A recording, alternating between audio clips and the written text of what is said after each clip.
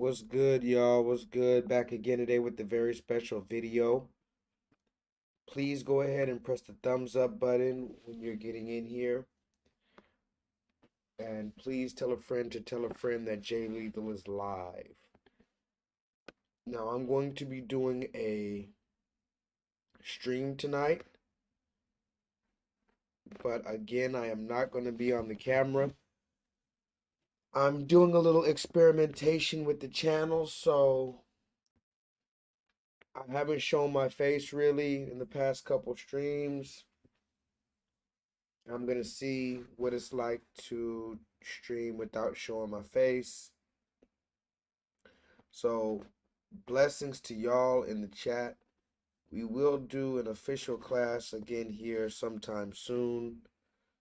But I was told by Bryce, I believe it was, he told me to just come on in and do some streams, even if I don't have a full class, or even if I don't have too much to say. So a few people have told me that as well. Shout out to Mark Sanchez. Shout out to the brothers. Uh, so I'm gonna go ahead and do a stream, even though I don't have a full thing all set up. We'll just have a little conversation. It is Monday night. Got my phone fucked up again. I constantly fuck up my phone because I'm always on the run. So I don't know how that's gonna work, but it is what it is. I do want to say that federal law allows citizens such as myself to reproduce, distribute, or exhibit portions of copyrighted motion pictures, videotapes, or video discs under certain circumstances without the authorization of the copyright holder. This is called fair use, and it is allowed for purposes of criticism, news reporting, teaching, and/or parody, which does not infringe under copyright 17 USC 107. Now, of course, I always got to let that be known because I might play some copyrighted material, and I'm not trying to capitalize off of any copyrighted material. I also want to let it be known that I am not a lawyer. I'm not giving legal advice. I'm also not a doctor. I'm not giving medical advice. I'm simply some nigga on the internet, and just I'm giving my opinion. Of course, everybody has an opinion, so that's the tricky thing about the internet. Anybody can technically do a live stream, so it is what it is. But without further ado, let's get straight into the conversation tonight, because I did want to have a particular conversation. What up, De Facto? De Facto, you probably know where I'm going with this conversation. So let's go ahead and have the conversation now. If you weren't here last week, you will probably, by the way, shout out to everybody in the chat. Shout out to my people on patreon.com/JLEETHAL7. If you can hear me clearly, please put a microphone emoji in the chat. Shout out to my people on patreon.com/JLEETHAL7. If you would like to support me financially, you could do so for as little as $3 a month at patreon.com/JLEETHAL7. So yeah, shout out to my people on Patreon. And I do want to say a few other things before I really get started. But particularly last week, was anybody here I guess it was Friday, I think. What day was Black History Month? Not Black History Month, but what day was that stream, guys? I want to say it was, damn, I think it was Friday I did the stream. Anyway, I had a very particular class about Jackie Robinson. Now, if you didn't, well, it wasn't just about Jackie Robinson. It was just a Black History refresher course, right? And we had some questions and some things that we wanted to review. If you didn't see this video, please go back and watch it.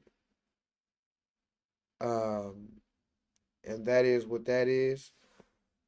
But we had a very particular conversation last time, and I want you guys to be part of this conversation.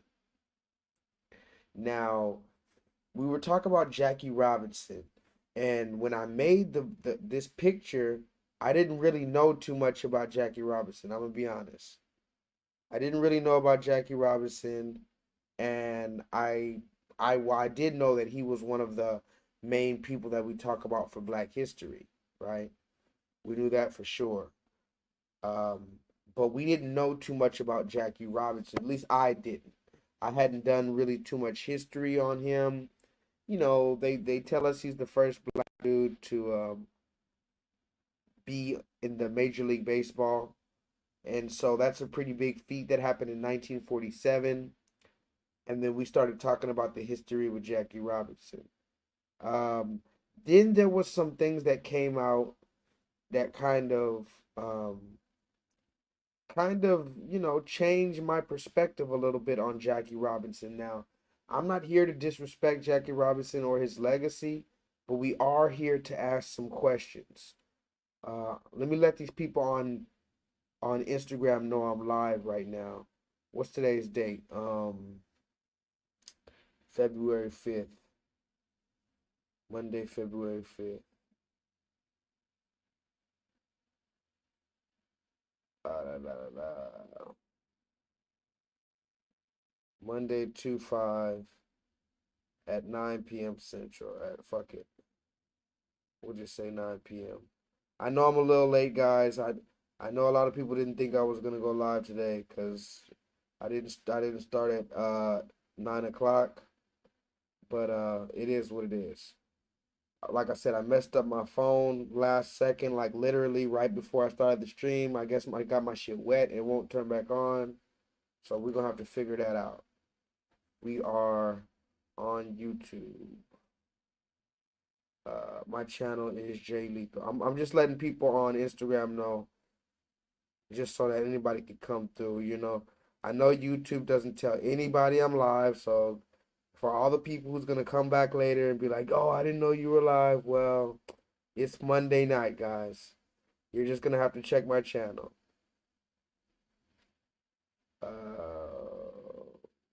Okay. Anyway, let me read some comments. Make sure you can hear me. Jackie wouldn't mind. De facto, you can hear me, right? So I do want to get a few more people in the chat so we can really have the conversation. But the conversation tonight is going to center a little bit around Jackie Robinson, but we're really going to have a conversation about turning the other cheek. Now, let me go ahead and just start the conversation now because I really don't have too much time to waste. I guess it would start with share screen. Yeah, let's do that. Let's talk about Jackie Robinson to begin with, okay? Now, Jackie Robinson, as we know, is the first Black American man in Major League Baseball.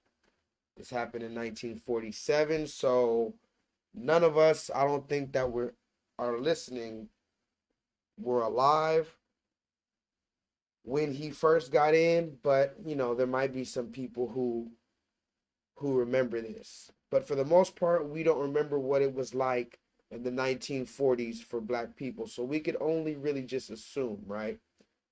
But I think it would be a pretty good bet to say that it was pretty outwardly racist. I mean, we remember the pictures, we've seen the video, we've heard the stories.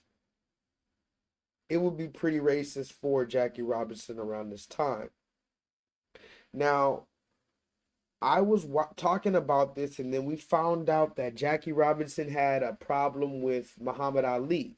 And if you guys didn't see that video, I think I might have deleted it already.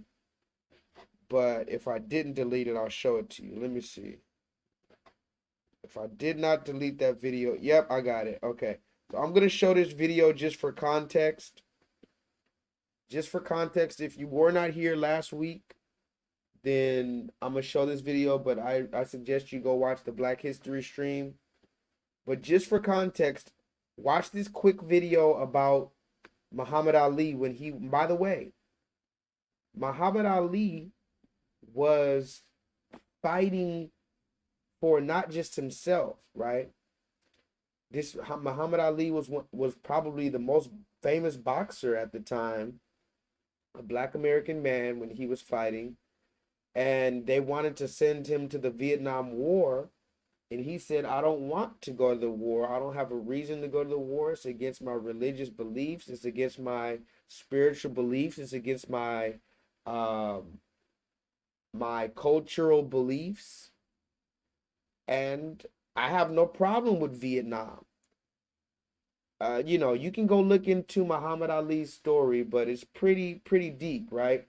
And go look at videos of Muhammad Ali speaking and telling people, you know, this is around the time he changed his name from Cassius Clay to Muhammad Ali. If you didn't know, Muhammad Ali's real name, his real name, quote unquote, is Cassius Clay. That's what his parents named him. His mama called him Cassius. I'm gonna call him Cassius, right? And so he changed his name to Muhammad Ali around this time when he didn't want to go to the war for America. Now, the crazy thing is about that, it was a bunch of people that didn't like his name change. Apparently, some black people didn't like his name change and didn't like that he didn't want to go to the war. And Jackie Robinson was one of those.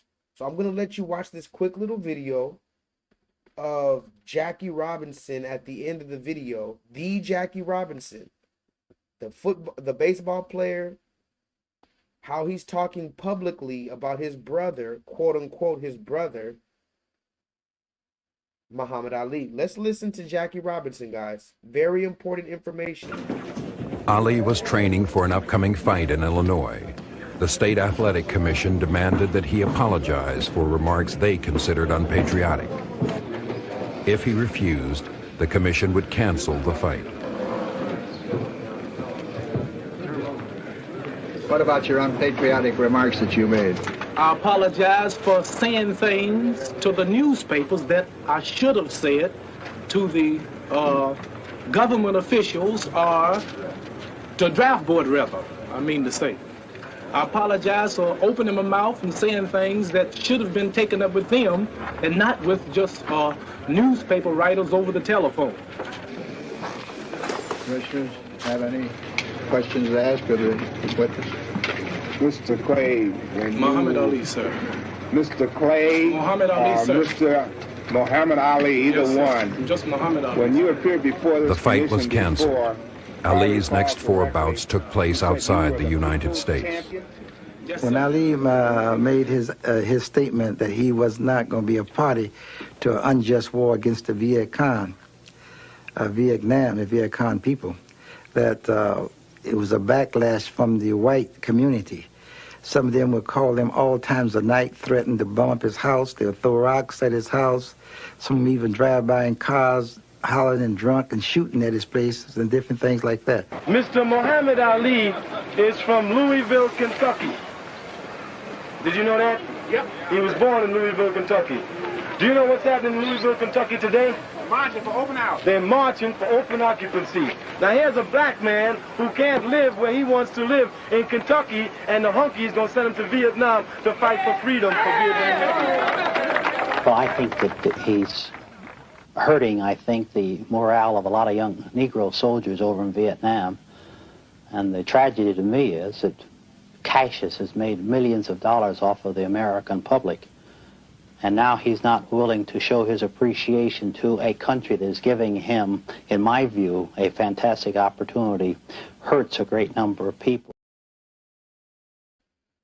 Okay, so you heard it, guys. That was Jackie Robinson.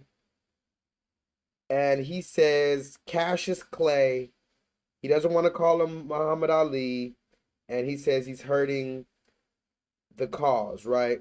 And he's hurting the morale of a lot of young soldiers. Now, again, this man has his own right to say that. I just want to let it be known. Jackie Robinson has a right to say, and however he feels. If he feels like, you know, America is such a great place that needs to fight for, that's fine, I guess, right? but we have to have a good conversation about this. And a lot of people did not know that Jackie Robinson felt this way, right? And honestly, that if you ask me as a black person, particularly, I just feel like that's the wrong side of the argument to be on. It's kind of like, damn, why would you take that approach, right? But whatever. So we're gonna have this conversation about Jackie Robinson because after I made the stream, I watched the Jackie Robinson movie. Talk to me in the chat. Now, this is really important. Remember, Jackie Robinson does not like Muhammad Ali, allegedly. And I heard he also spoke against Malcolm X. Now, de facto, if you have those receipts, please send it to me too, because I have not confirmed what Jackie Robinson said about Malcolm X. That would be very interesting, de facto. But regardless, we know that he didn't like, but Malcolm X and Malcolm X and Malcolm, they were friends too at a time. Before Malcolm left the nation, him and Muhammad Ali were really cool. So I can only imagine if this man didn't like Muhammad Ali, he really wouldn't have liked Malcolm X. But that makes sense, de facto. That makes a lot of sense. Now, are we ready for the main conversation of the night? Talk to me in the chat. Because later that night, after I finished this stream, and I just found out that this man might not be the hero that we thought he was, I saw the movie. Did anybody ever see the Jackie Robinson movie? I saw the Jackie Robinson movie, and there was one particular part I wanted to talk to you about. Kill that noise, man. Let's just get the shit. The shit. The shit. You'll get the shit. You'll be knee deep in the shit.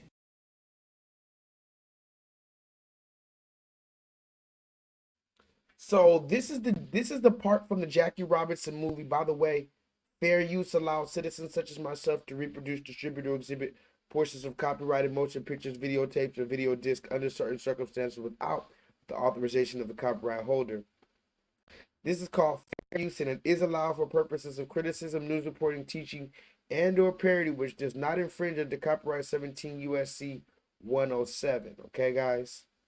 Now, this is from the movie, the Jackie movie, Jackie Robinson, the movie called 42. I want you guys to watch this movie when you get a chance. Hold on.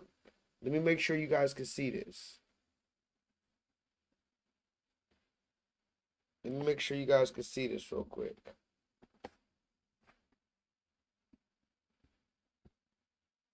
All right, can you see this footage right here? Can you see this? Can you see this? Can you hear me? Now, again, this is from the movie 42, which is about number 42, Jackie Robinson. It's played by Chadwick Boseman, rest in peace. The same man who played the Black Panther. So if you want to go watch the movie, I suggest you, I didn't finish the movie, just so you know. I was watching it after I finished the stream, so I wasn't able to finish it, but I saw a good amount of it. I actually want to watch more of the movie because it was actually interesting. But this is what we're going to talk about. Does anybody know the name of tonight's online pro bono interactive learning course in which like-minded, some not so like-minded individuals gather in order to discuss nuanced and sometimes controversial topics so that we may all possibly gain a motherfucking further level of clarity and understanding moving forward? Does anybody know the name?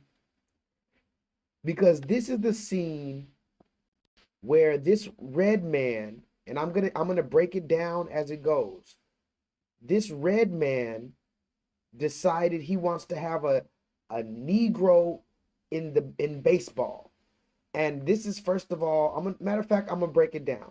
I'm gonna break it down. Let's go. Mr. Ricky, what's this about? Okay. So this is Jackie. Talk to me in the chat. Forgive the little subtitles at the bottom, but this was the best version I could find of this video. So, what up, Judas? Judas, what's your deal? What's your deal? You pop in and out. Are you a troll, Judas? Tell the truth. Did you start off being a troll, but you just like the channel so much and now you're not a troll anymore? Anyway, Judas, have you ever seen this movie, Jackie? Or it's called 42. It's about Jackie Robinson now. This is Jackie Robinson. He's the black man who was the first black man to play. What up, Solo? I see you caught us this time, Solo Dolo. Nice of you to join us. Talk to me in the chat. Now, Solo, did you watch the playback of the Black History stream? Please tell me you did, because we brought out some great receipts I needed you to see. Now, this is Jackie Robinson. We talked about him, and de facto actually brought it to my attention that he might just be a coon. Talk to me in the chat. Jackie Robinson might just be a coon. Solo, did you know that? Did you know that? Now, I don't want to disrespect our elders, but we're going to watch this scene, and you guys tell me what you think of this. By the way, Jay, what is the name of tonight's online pro bono interactive learning course in which like-minded, some not so like-minded individuals gather in order to discuss nuanced, sometimes controversial topics so that we may all possibly gain a motherfucking further level of clarity and understanding moving forward? Because this is Jackie Robinson, and this is the red man who's about to give him a job as the first nigga in Major League Baseball. But I need you to pay attention. Mr. Ricky, what's this about? Okay, now this is the red man.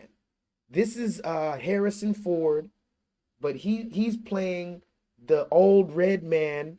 Somebody put that in the chat. The red savior. They always got this character in the movies.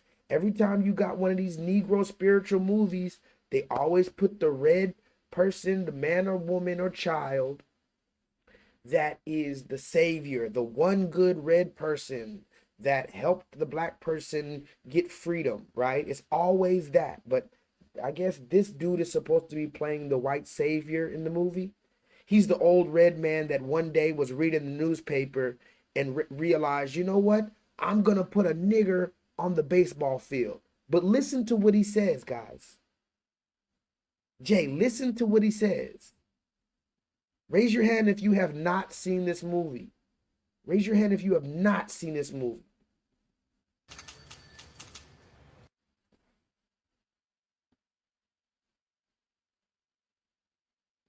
Mr. Ricky, what's this about?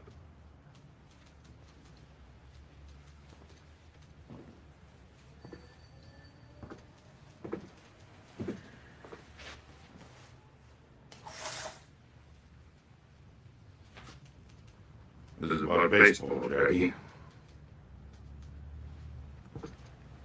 I see you starting in spring with our affiliate in Montreal. If you can make it there, try it out here. With the doctors. With the white Brooklyn doctors. Okay, just so we're clear, can you guys hear? Are you guys able to hear this? Are you guys able to hear this? Because this black man is sitting, and mind you, this is the year is 1945. This is supposed to be 1945. Think about that, ladies and gentlemen. How many years ago? That's already what? 45, 55, 65, 75, 85, 95, 2005, 2015, 2025. That's already 80 years ago, guys. Imagine 80 years ago, the mentality of the red man and the mentality of the black man in America, okay? And the relationship between the red man and the black man in America 80 years ago.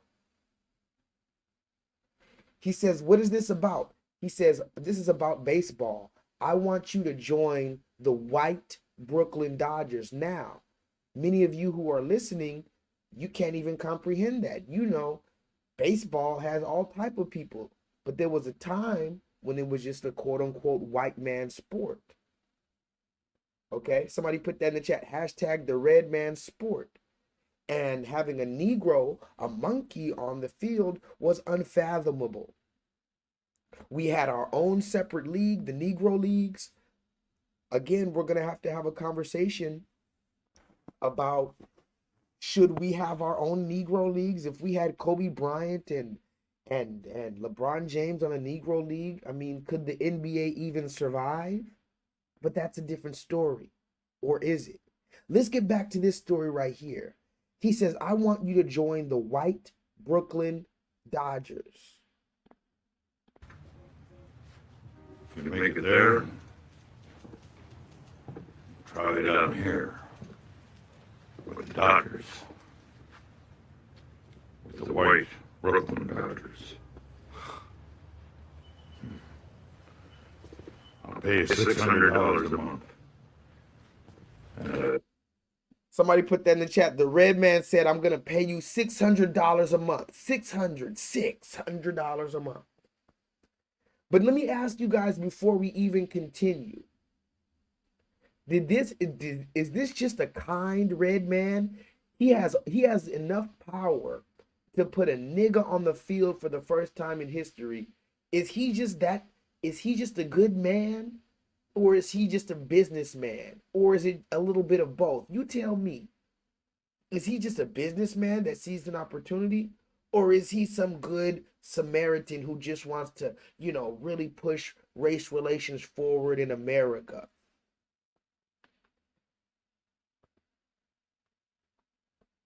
Talk to me in the chat, guys, because it's going to get very interesting.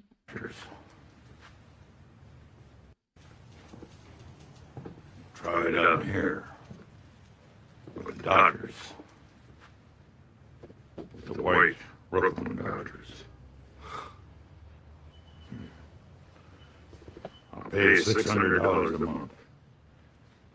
And a $3,500 bonus when you sign the contract.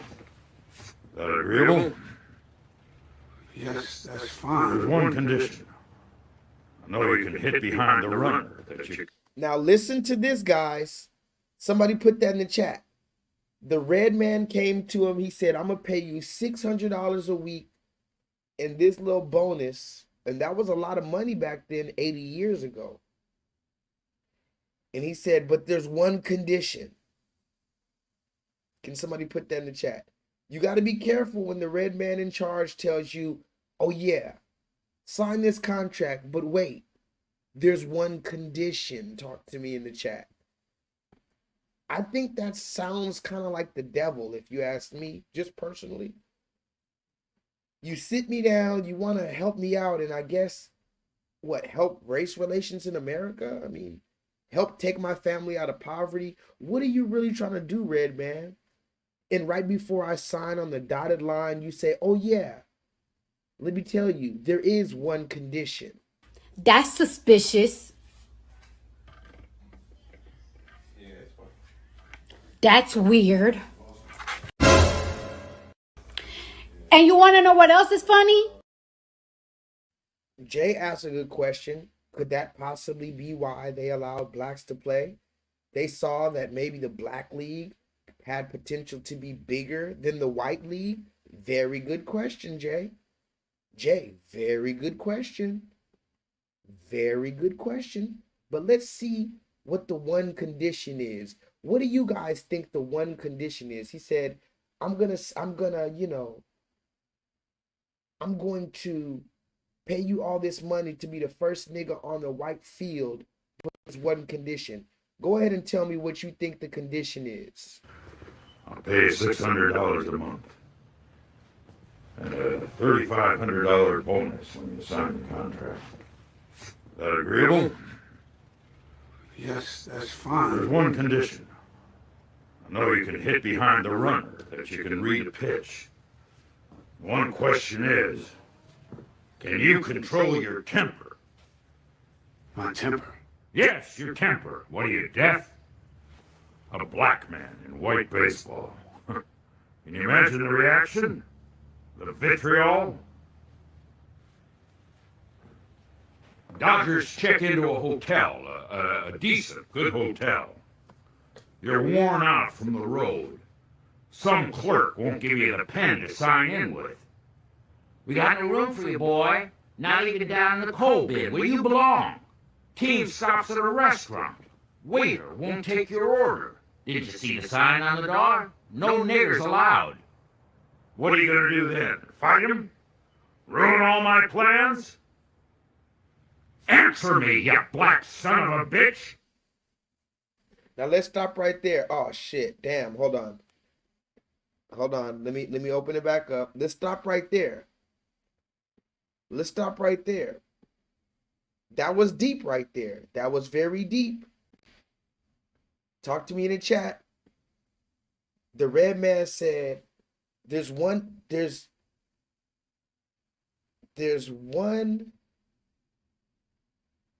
stipulation. Are you going to lose your temper? He said you're going to be dealing with a lot of racism out there, boy. Fuck. They took it down.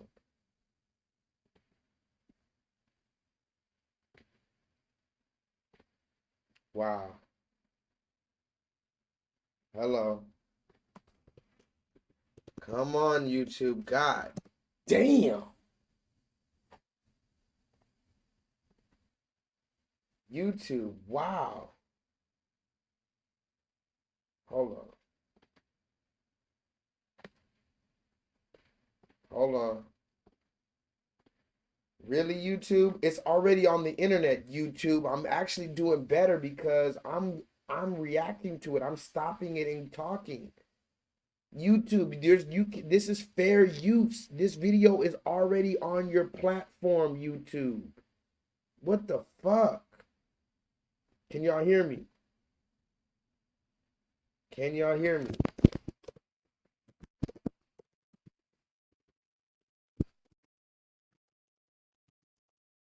Wow. Bullshit. Bullshit. Bullshit. Bullshit. Share screen. Wow. Share screen. Share. Can y'all hear me? They took the fucking stream down. Fuck y'all. The videos, this is already on. Wow. This is already on YouTube, guys. Can y'all hear me?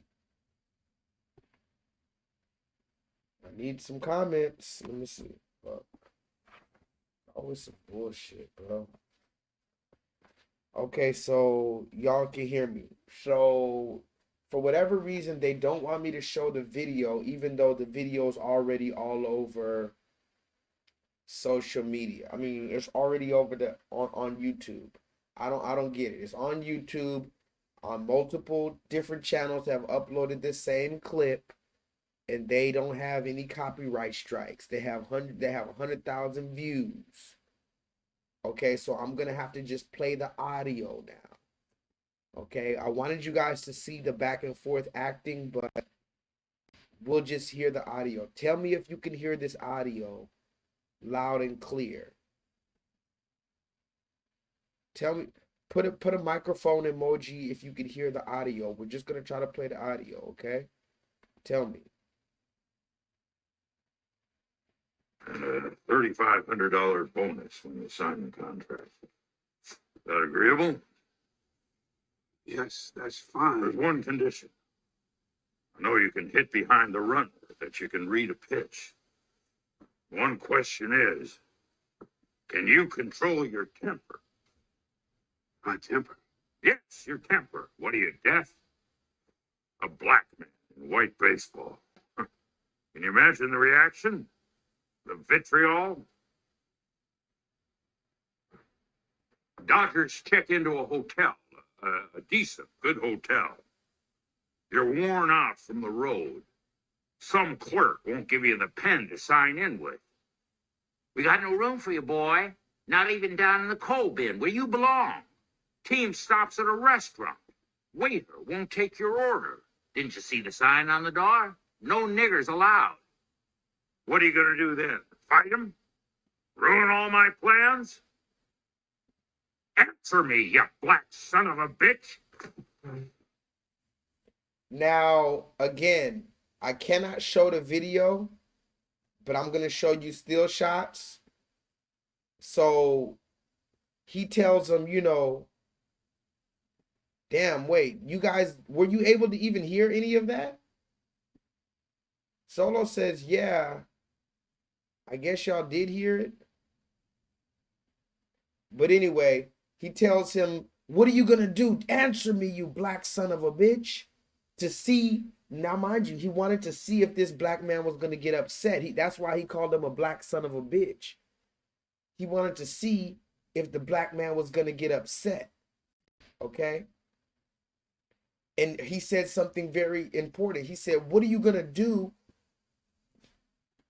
if you go with the Dodgers and they don't let you at the hotel, or they don't serve you at the restaurant?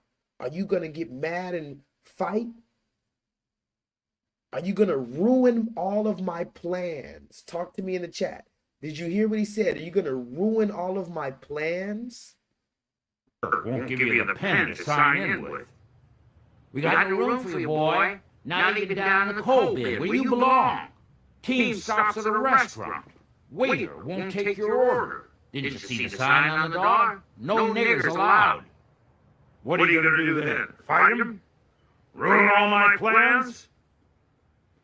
Answer me, you... He said, ruin all of my plans. Solo, you knocked out a racist this weekend? There's no fucking way, Solo. You got to tell us the story, but let's tell us the story for sure. But this is where it gets important. Listen closely. Black son of a bitch!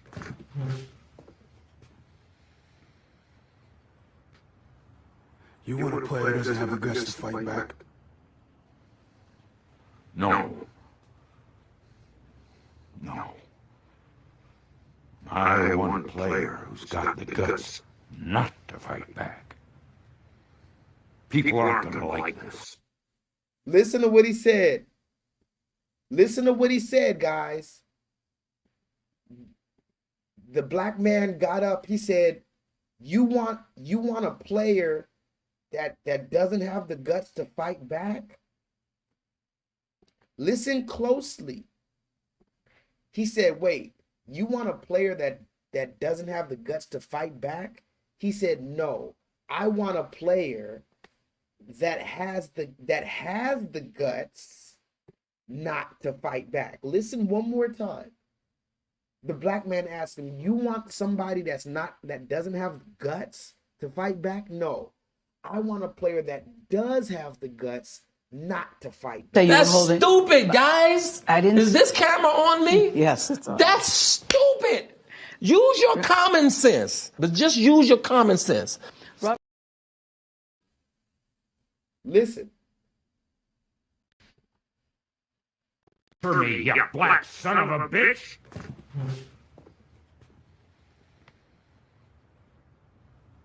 You want a player that doesn't have the guts to fight back? No. No.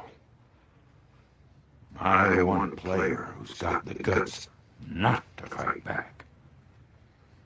People aren't going to like this. They're going to do anything to get you to react. Echo a curse with a curse, and they'll hear only yours. Follow a blow with a blow, and they'll say the Negro lost his temper, that the Negro does not belong. Your enemy will be out in force, and you cannot meet him on his own low ground. So now the red man is telling him about, I need you to be a good nigga because you're going to have a lot of you're going to be dealing with the racists, the enemy. The red man's telling him about the enemy. Okay. Again, this is supposed to be the dude who helped Jackie Robinson, and he's telling him all about his enemy and all this stuff. Okay. Okay, but let's get to the main part right here. Win with hitting, running, fielding. Only that. We win if the world is convinced of two things: that you are a fine gentleman and a great baseball player. He said, we win. The only way like our Savior, you. Oh, no, listen. Gotta have the hold guts. on. Listen to what he said. He said, the only way we're going to win, guys, is if the white America believes that you're a good baseball player and a good gentleman. Oh my God. Oh my God, they took it down again. They took it down again. Wow. Wow. Okay, YouTube, you won. I'm not going to show it again. Bring me back, YouTube. Come on, I'm not going to show it again. I'm just going to play the audio. God damn. You be on my ass, YouTube. This video is already all over social. I mean, it's already over your platform, YouTube. God damn. Can somebody please tell me if... Well, this might be actual. Can somebody tell me if I'm back? Okay, sorry, YouTube. I'm not going to show it anymore. I just wanted to show... You have to go see... I'm going to put the link to this video in the chat, but go, but anyway. Oh my God. I really want you to see this, but I need you to listen. As long as you can listen, that's fine. Listen to this part. Listen to what he tells the black man. Lost his temper, that the Negro does not belong. Your enemy will be out in force. You cannot meet him on his own low ground. We win with hitting, running, fielding. Only that. We win if the world is convinced of two things. Listen. That you are a fine gentleman and a great baseball player. Listen, guys. Like our Savior, you gotta have the guts to turn the other cheek. Jay, what did he say? Jay, tell me the exact sentence he just said. What did this red man tell this black man? Listen closely. Like our Savior, you gotta have the guts to turn the other cheek. Gotta have the guts to turn the other cheek. Ball player. Like our Savior, you gotta have the guts to turn the other cheek. What did he say? I'm gonna read. No. Not only have the guts to turn the other cheek. What's the full sentence he said? Right before he said, like who? Like who, Jay? Jay, like who? I want to show you so bad, but I don't want to get it taken down again. Listen. Like our Savior, you. Like our Savior, you gotta have the guts to turn the other cheek. There you go.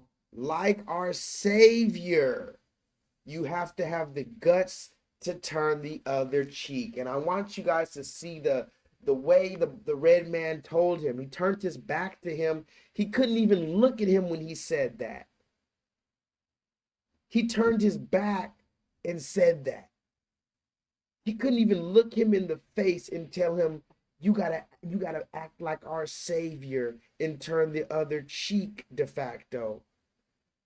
Now, this is the conversation of the night. Turning the other cheek. Because again, the main and the only topic that I want you to do is this. Now, first of all, who is he talking about? He said, like our Savior, we need you to turn the other cheek. Now, this is very deep. This is very deep for many reasons, okay? So first, I have to show you what he's talking about. Real quick, I want to show you what he's talking about. Just for anybody who doesn't know. And we're going to run through this real quick. I know how you guys get with the Bible come out. But I want to show you guys this quick thing about the story of Christ. There's the story of Christ in the Bible. And of course, we all need to read it and whatnot. But this particular phrase is used for Black people in particular, and this is the conversation that I want to have. Now, do I see anything wrong with turning the other cheek? Not necessarily, especially in a biblical sense. But the question that I'm having for everyone involved, including everyone in the chat, let me ask you this. Who are the only demographic of people that are violated? Listen very closely, guys. What is the only demographic of people that is violated, and the people who violated them, the people who watched the violation, the people who know about the violation, they all tell that person or that group of people to turn the other cheek. Can somebody tell me what race, what group of people, yes, what race are the only people in 2024 that are told to turn the other cheek?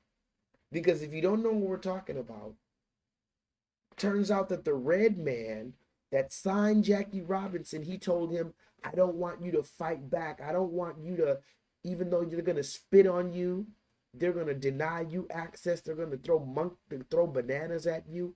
I don't want you to get mad. I don't want you to show them that you're angry. I don't want you to fight back. I don't want you to say nothing back. Just turn the other cheek. I hate it here.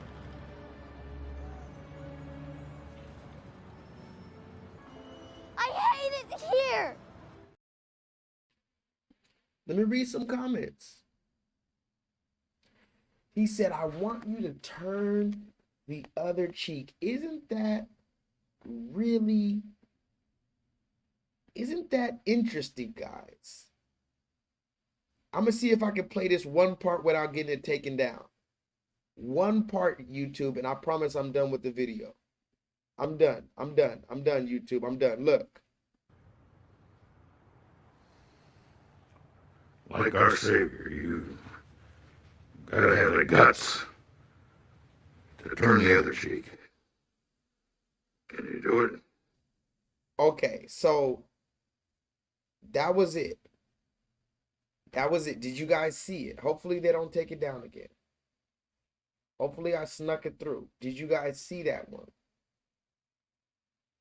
He turned his back and told the black man, you got to have the guts to turn the other cheek.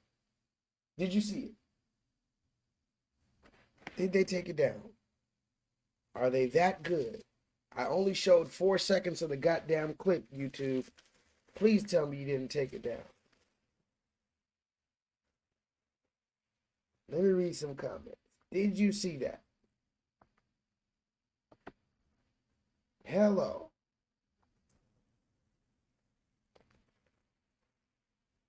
Oh, damn, they took it down? They watching me.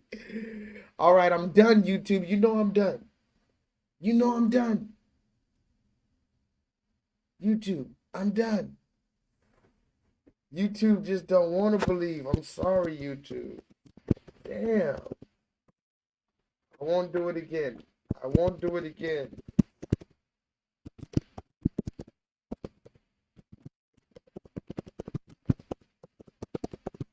Please release my balls, YouTube. Can y'all hear me? Am I back? Am I still gone? Damn, YouTube.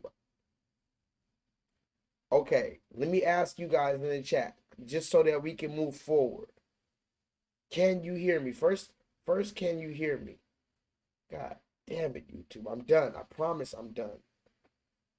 I am done forever. Never will play it again. De facto, do you hear me?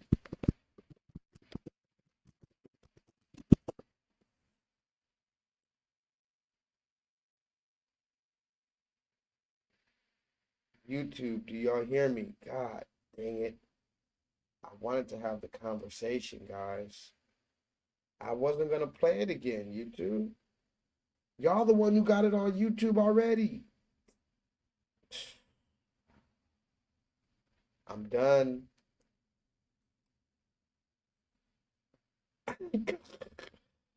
Guys, tell me in the chat if y'all hear me. I thought I could just show it real quick. Just real quick. I just wanted you to see what I'm talking about. Damn it.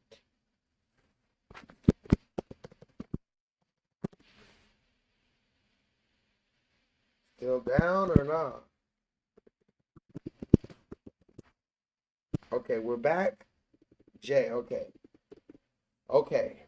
Raise your hand in the chat, guys, if you saw enough of the video and for sure you heard when the red man told him he needs him to be like our savior and turn the other cheek. That's what I wanted you to see from the movie. Damn, YouTube. God damn, what's the point of a fucking fair use if you're not going to let me play the 2 seconds of the video? Did you guys hear that part and see that part? Okay, good. Thank you. Now, let's get to the main conversation. So this is an excerpt from the Bible, Matthew chapter 5. This is talking about the story of Christ. And I want you guys to hear this real quick because we need to put some things in context. Again, we're not saying we have a problem with turning the other cheek. But the question is, why does it seem that black people in America are the only ones on the planet that are told to turn the other cheek? Can anybody in the comments tell me any other group of people, race or culture, that is told to turn the other cheek in the midst of an active violation? Anybody? Can anybody tell me what other people on this earth, because I'm Black American and I feel like it's only us, but maybe I haven't traveled the earth. Maybe I need to find more people on the earth. Tell me who else on this earth, even if it's the LGBT, even if it's dog lovers. Can you beat up a dog and tell dog lovers to turn the other cheek? I mean, tell me any group on this earth that is told to turn the other cheek. Now, if you don't know what we're talking about, this comes from the Bible, Matthew chapter 5, and you guys can read through it. But basically, he's telling his disciples, right? He went up to the multitudes. He went into a mountain. He saw his disciples, and he told them, "Blessed are the poor in spirit, for theirs is the kingdom of heaven. Blessed are they that mourn, they shall be comforted. Blessed are the meek, they shall inherit the earth," right? And then they go on about talking about the peacemakers. Please, and he's telling, now again, this is a long chapter, so I don't want to read the whole thing. You know, it says here, for instance, do not break these commandments. Do not be angry with your brother. Somebody put that in the chat. Now he's telling his disciples, talk to me in the chat. He's telling his disciples, do not be angry with your brother. Do not even be angry without your brother for no reason, without a cause, right? So now he's talking about your brothers, your neighbor, right? This is Christ speaking. to bring the gift to the altar. So this is about people in your tribe, people who worship the same way that you worship, right? Okay, now let's get a little deeper. Agree. Now, mind you, if I'm wrong about this, please help me understand. We're just trying to understand the scripture where this came from. Turn the other cheek. Because the red man told the black man he needs to act like Jesus Christ and turn the other cheek. So we need to see what Jesus Christ was talking about when he said turn the other cheek. He said, agree with your adversary quickly. Somebody put that in the chat. This is another good scripture that I've had to use many times to de-escalate situations. Shout out to the Most High God for the truth, because I had to use this many situations. Hold on one second, y'all. Hold on.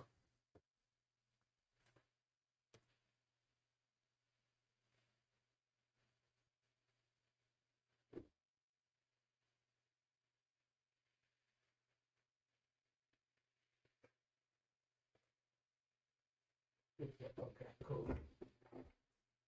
Okay, guys. So somebody put that in the chat. Agree with your adversary quickly. What does that mean? Even if you don't fuck with this nigga, even if you know this is your enemy, oh damn it. Even if you know this is your enemy, you need to agree with him at that time, just so you can get out of there. Why? Because agree with your adversary quickly while you are in the way with him. Otherwise, at any time, the adversary can deliver you to the judge, and the judge can deliver you to the officer. Somebody put that in the chat. Agree with your enemy quickly when you are in front of him. Otherwise, the enemy is going to give you to the judge is going to give you to the police officer, and the police officer is going to put you into prison. Do you see how wise Christ was? Now listen to this, because this is where it gets important. All of this is important, but this is where it gets really important to the conversation today. So now they're talking about lust, don't lust, which I definitely need to learn about that. But this is where we want to read, okay? Okay, verse 38. This is what I wanted to read. You have heard that it has been said, an eye for an eye and a tooth for a tooth. Because this is in the Old Testament. They say an eye for an eye, a tooth for a tooth. If somebody takes your eye, you take his eye. If somebody takes your tooth, you take his tooth. But Christ said, but I say unto you, that you resist not evil, but whoever shall smite thee on thy right cheek, turn to him the other also. Can somebody put that in the chat? Whosoever shall smite thee on the right cheek, turn to him the other also. Now, this is not necessarily a conversation about this scripture, because there can be maybe many interpretations to that. Some people might have a different interpretation than others. Many people might say, well, this is what he meant by that. But I just wanted to show you where the scripture comes from. Turn the other cheek. If somebody strikes your one cheek, turn the other cheek. And then he actually goes on to say, if any man sues you at the court of law and takes away your coat, give him your cloak also. And whoever shall tell you to go a mile, go with him 2 miles. Give him that ask of you, and from him that would borrow of thee, turn not away. People that are asking from you, right? Love your enemy. Okay, love your enemy. Bless them that curse you. Do good to them that hate you. Pray for them which despitefully use you and persecute you. So let's say that. Let's talk about that real quick, because this is more of the conversation about turning the other cheek. This is more context. Can y'all hear me? De facto, can you hear me? Am I still here? Is this thing on me? This is more context. He says, love your enemies, bless them that curse you, do good to them that hate you, and pray for them which despitefully use you and persecute you. Now, again, I'm going to ask you guys in the chat, what group of people, who on earth can you violate, and then you can tell them this scripture? Remember, everybody's supposed to be a Christian and all this, but name to me the race of people, the culture of people. Let's just say in America. Let's just keep it simple. What culture of people can you violate them personally, or watch them get violated, or you know about them being violated, and you can go to them and tell them this scripture and they fall in line? Because this is the conversation that we need to have. Again, I'm not telling you not to turn the other cheek. I never said don't turn the other cheek. I didn't say that. I'm simply saying I find it suspicious that Black American people are the only people on earth, unless you guys can tell me differently. Black American people are the only people on earth that are told this particular scripture. We can talk about the other scriptures that only apply to us, but now that's the question. Now listen to what the red man told him. He told him, I need you to be like my Savior, like our Savior, and turn the other cheek. Do you see how he did that?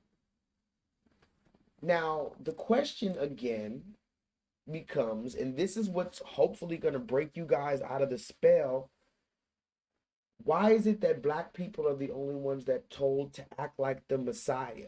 Can anybody tell me in the chat?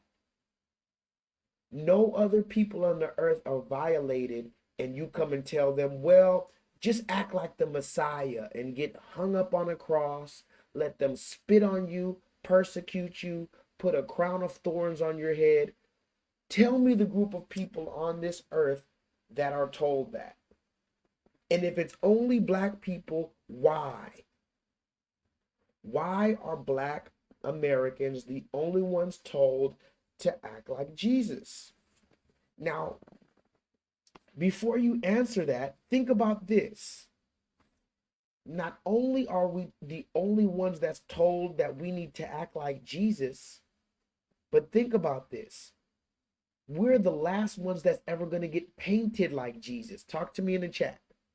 So you want to continue to paint white people as Jesus? I've even seen Middle Eastern Jesus now, because blonde hair, blue-eyed Jesus in 2024, people have some questions. So now they're trying to make Jesus Middle Eastern. Okay. Well, tell me the group of Middle Eastern people that you can tell to turn the other cheek and they're going to do it. Tell me.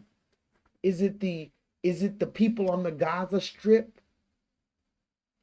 Did the Palestinians on the Gaza Strip turn the other cheek? Are they doing that when they're violated? Talk to me.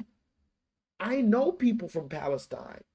Shout out to my homeboy Abraham.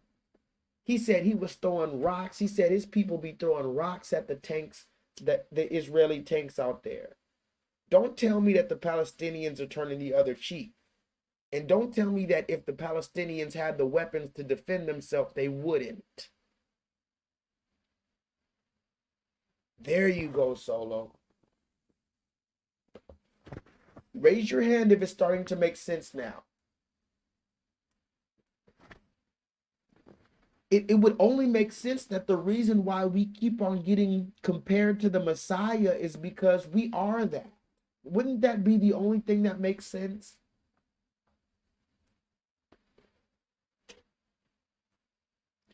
Wouldn't that be the only thing that makes sense? This is why I told you before. The story of Jesus doesn't even really make sense unless he was Black.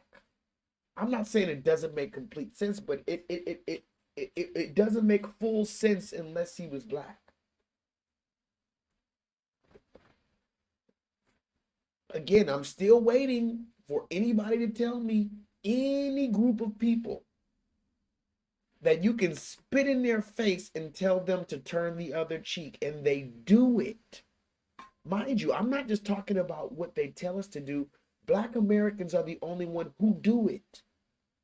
We do turn the other cheek all the time, except against whom, ladies and gentlemen? Remember, when you read the scripture in Matthew, he's talking about your brother. Can somebody put that in the chat? He's talking about your brother. Let me see if I can find the scripture again where he said your brother.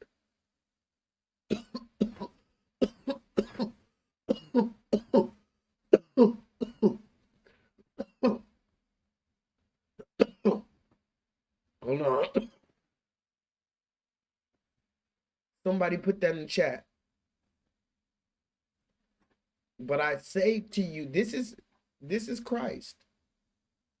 Since everybody want to talk about turn the other cheek, he says, I say to you, who's ever angry with his brother. Why would the scripture use his brother if he's talking about everybody on the earth? Jay, why would Christ mention your brother and forgiving your brother and turning the other cheek to your brother if every single person on the earth is your brother? Why would he need to use your brother? Why not he just say anybody that is angry with anybody without a cause? You need to forgive everybody. Go to the altar with everybody. And he says it again right here. Whoever says to his brother, look, and go away. First be reconciled to your brother. So here's the question about Black Americans. We know we forgive everybody and we turn the other cheek. What's the one time that we don't turn the other cheek, ladies and gentlemen? Does anybody know? What is the one time that we don't turn the other cheek? Can somebody tell me in the chat?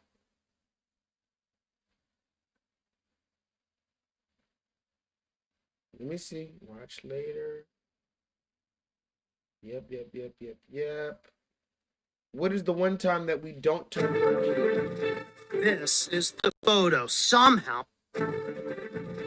This is the photo. Share this tab. Look at this. Look at this, ladies and gentlemen. Jay, look at this. This is the photo, somehow snapped inside the Burris Correctional Training Center in Forsyth, Georgia, a place where cameras mean contraband. This pic shows an inmate's eye swollen shut with a... Now, let's go ahead and look at that. Look at that, Jay.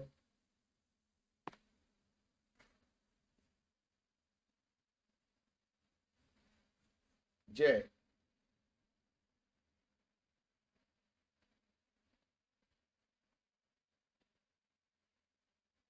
Remember, Black people, we already established that from time memoriam, ladies and gentlemen, from time memoriam, Black people in America have turned the other cheek to all type of injustices. They beat our grandmothers and spit on our children. They burned down our houses of worship. They hung us, and I mean, they fed our babies to alligators, ladies and gentlemen. And we turn the other cheek. Has there been any group of people on the earth that has turned their cheek more than us? That's the question. Hello? Hello in the chat. Is anybody listening? Anybody that's turned their cheek more than us. But here's the question.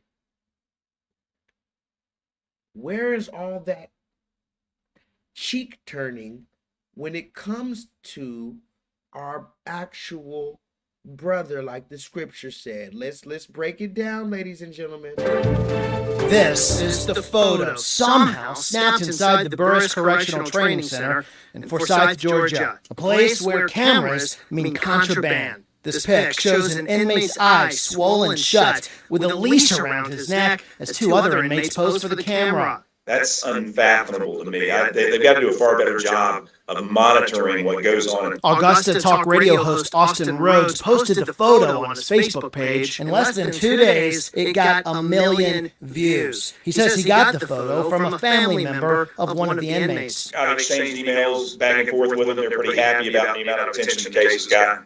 And again, it's a situation where they just wanted to make sure that the prison officials were not going to be dragging their feet on this issue and that it got the proper attention that it deserves. We took those concerns to the Department of Corrections and received this statement.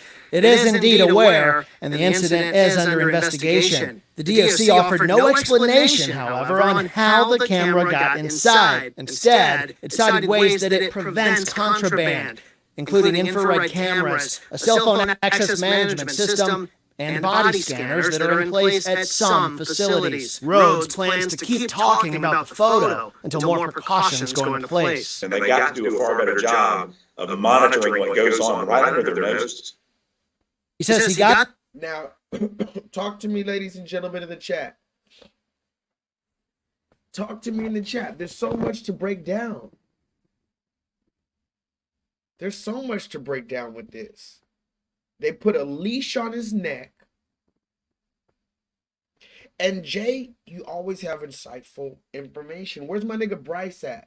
Cuckoo, cuckoo. Bryce would have a lot to say about this. If Bryce was here, I guarantee you he'd say something about the slave mentality being very strong on these brothers. Because they put the leash on his neck. Look, they beat him into submission. Even worse. They've already, so now he's a double slave.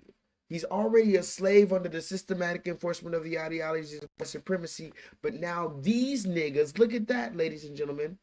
These niggas who are also slaves under the systematic enforcement of the ideologies of white supremacy, who are also brainwashed by the nigga brainwashing witchcraft. Now they own this man. He has submitted himself unto these men who have submitted themselves unto the red man to be their perfect enemy, to be the perfect weapon. This is some deep shit, ladies and gentlemen. Of course they buck broke him. They buck broke him. They spit in his butt.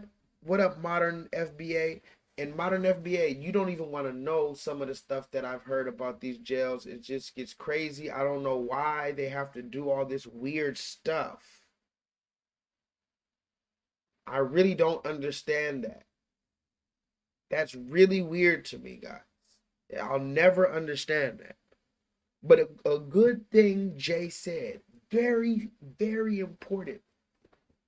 Because the name of tonight's stream is Turn the Other Cheek, because we want to ask the conversation. Okay. Who is told to turn the other cheek more than black people? And who turns the other cheek more than black people? But now look at this picture right here. And Jay says something important. He says they would never do that to Daniel Penny.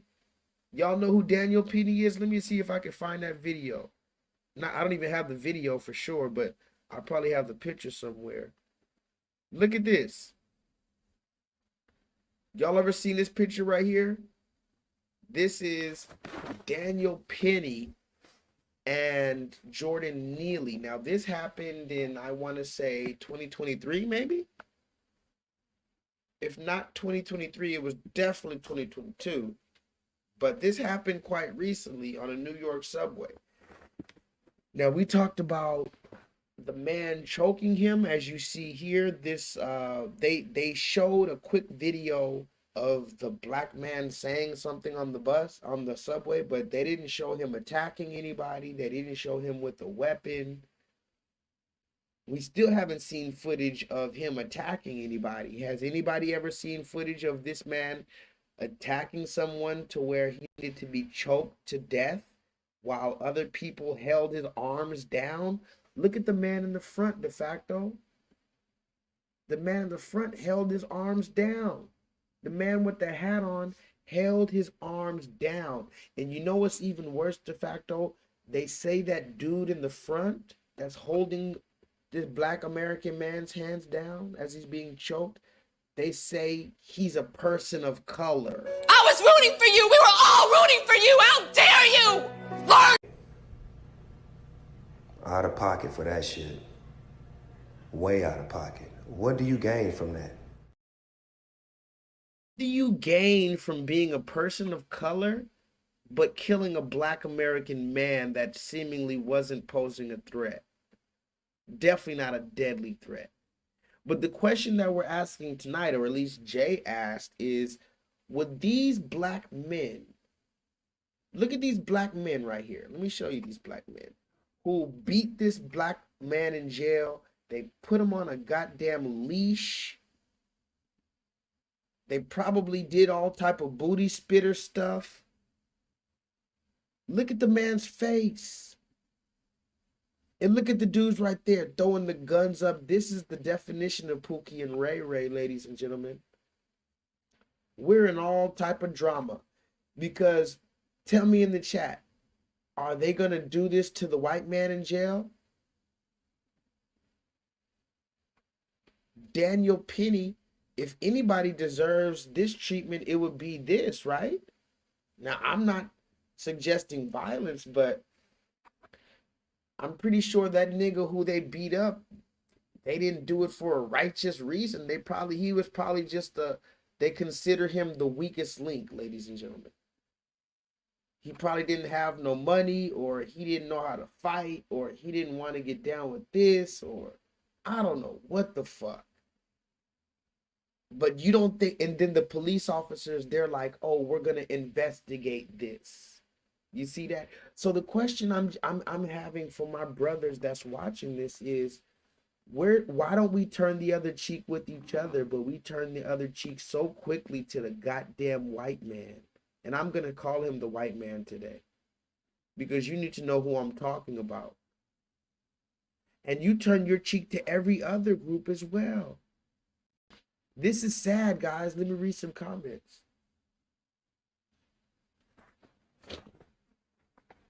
Anybody here? Is this thing on me? Okay.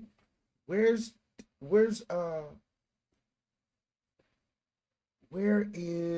Bryce? I need to show Bryce another video because Bryce doesn't really like this dude. The next dude I'm about to show. So I'm gonna have to wait on that. Let's look at this, guys.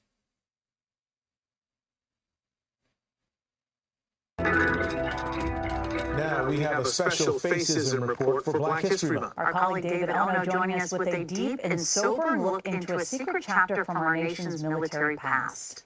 In 1943, poet Langston Hughes wrote, "You tell me that Hitler is a mighty bad man. I guess he took lessons from the Ku Klux Klan. I ask you this question because I want to know how long I got to fight both Hitler and Jim Crow." That poem perfectly sums up the life of a black soldier in World War II. And we call this episode of Facism the Secret Document. Castle Agnolfi has been sitting high above the stunning Italian coastline for 1,500 years. There are many stories in its past, but there's one in particular that teaches us about America.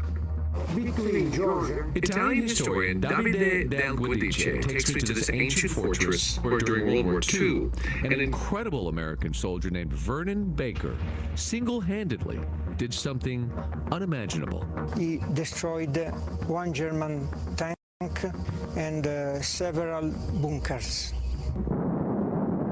Baker was part of a segregated African-American unit whose mission was to capture the castle. He set out with 25 men. Almost all were killed, the rest wounded. But he kept fighting, dodging minefields, knocking out machine gun nests and watchtowers, and taking on German after German.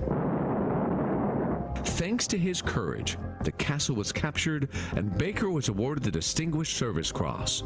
But with such an incredible feat, why not our highest award, the Medal of Honor? Did any African Americans receive the Medal of Honor during World War II? The answer is no, during the World War II era. There's a lot more to Colonel Kowalski Salter's answer, but first you have to hear the history of the black soldier in America. Minorities in the military have always been an integral part of our military service. From the Revolutionary War on, the African-American soldier has always distinguished himself with honor, fighting for our freedom, even though in many cases, freedom was denied to him. In fact, one of the most legendary units in our history is known as the Buffalo Soldier, all African Americans famous for their toughness. Between 1866 and 1891, they were awarded 18 Medals of Honor. Colonel Salter has a PhD in military history specializing in African Americans. He says Vernon Baker's story is just a glimpse at the realities of being black in World War II. And so it was a secret document. To truly understand, the Colonel shows me a once secret document from 1925. It's from the Army War College, which at the time was where primarily white officers in the Army would go to further their military education. The subject is the use of Negro manpower in war. It's a hateful study the Army War College used right up to World War II, teaching officers about African American soldiers. It's 60 pages, but its main points are summarized on page 1. The Negro is physically qualified for combat duty. He is by nature subservient and believes himself to be inferior to the white man. He cannot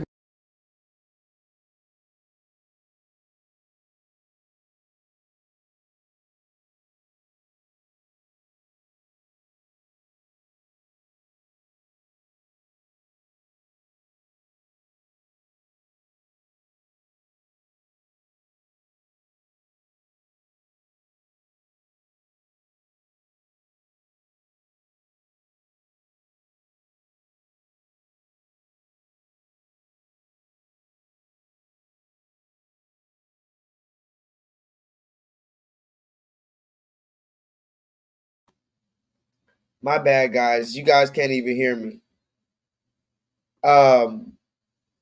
Now, this is, just so we're clear, we're talking about World War II Black America and the soldiers in the United States Army, but it doesn't have to just be World War II.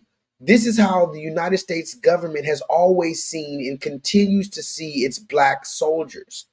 Listen to what they said. They're saying they're using the soldiers for their manpower. Listen to what they said about us. He cannot control himself in the fear and danger.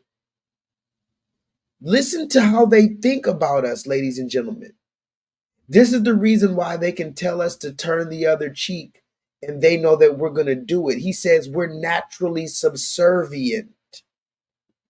And if you watch that movie Django Unchained, Leonardo DiCaprio goes into that same conversation. Jay, go watch that movie Django Unchained. Leonardo DiCaprio, who plays the slave master, he sits Jamie Foxx Django down, and he shows him this old ass skull that belonged to a black man. He then goes in to say, well, if you look right here at his skull, and right here, he has this bump right here. That shows that naturally these black people are not only like monkeys, they have a skull like a monkey, but they're naturally subservient. So this is actual systematic white supremacy conversation that they've been having. They believe we are naturally subservient. Can somebody please put that in the chat? Literally subservient. Hence, the systematic enforcement of the ideologies of white supremacy. Because if we're subservient, They're supreme. That's the relationship. So listen to how they said Negro manpower. They used the Negro manpower, but they had to learn how the Negro acts when he's scared, how the Negro does this, how the Negro does that, even when we were fighting for them, Solo Dolo. Even when we're fighting for them, even when we decide to fight for them, which I've never understood, but shout out to all my people that have fought for them. You did it for your own reasons, and I respect you for that. But even every single person, 80 years old, 18 years old, my homeboy right now, shout out to my homeboy David. He's probably a sergeant or he's something high in the army right now. Shout out to him, black man. Even him has to deal with racism. He'll sit here and tell you about the systematic enforcement of the ideologies of white supremacy in the government, in the army, in the Navy.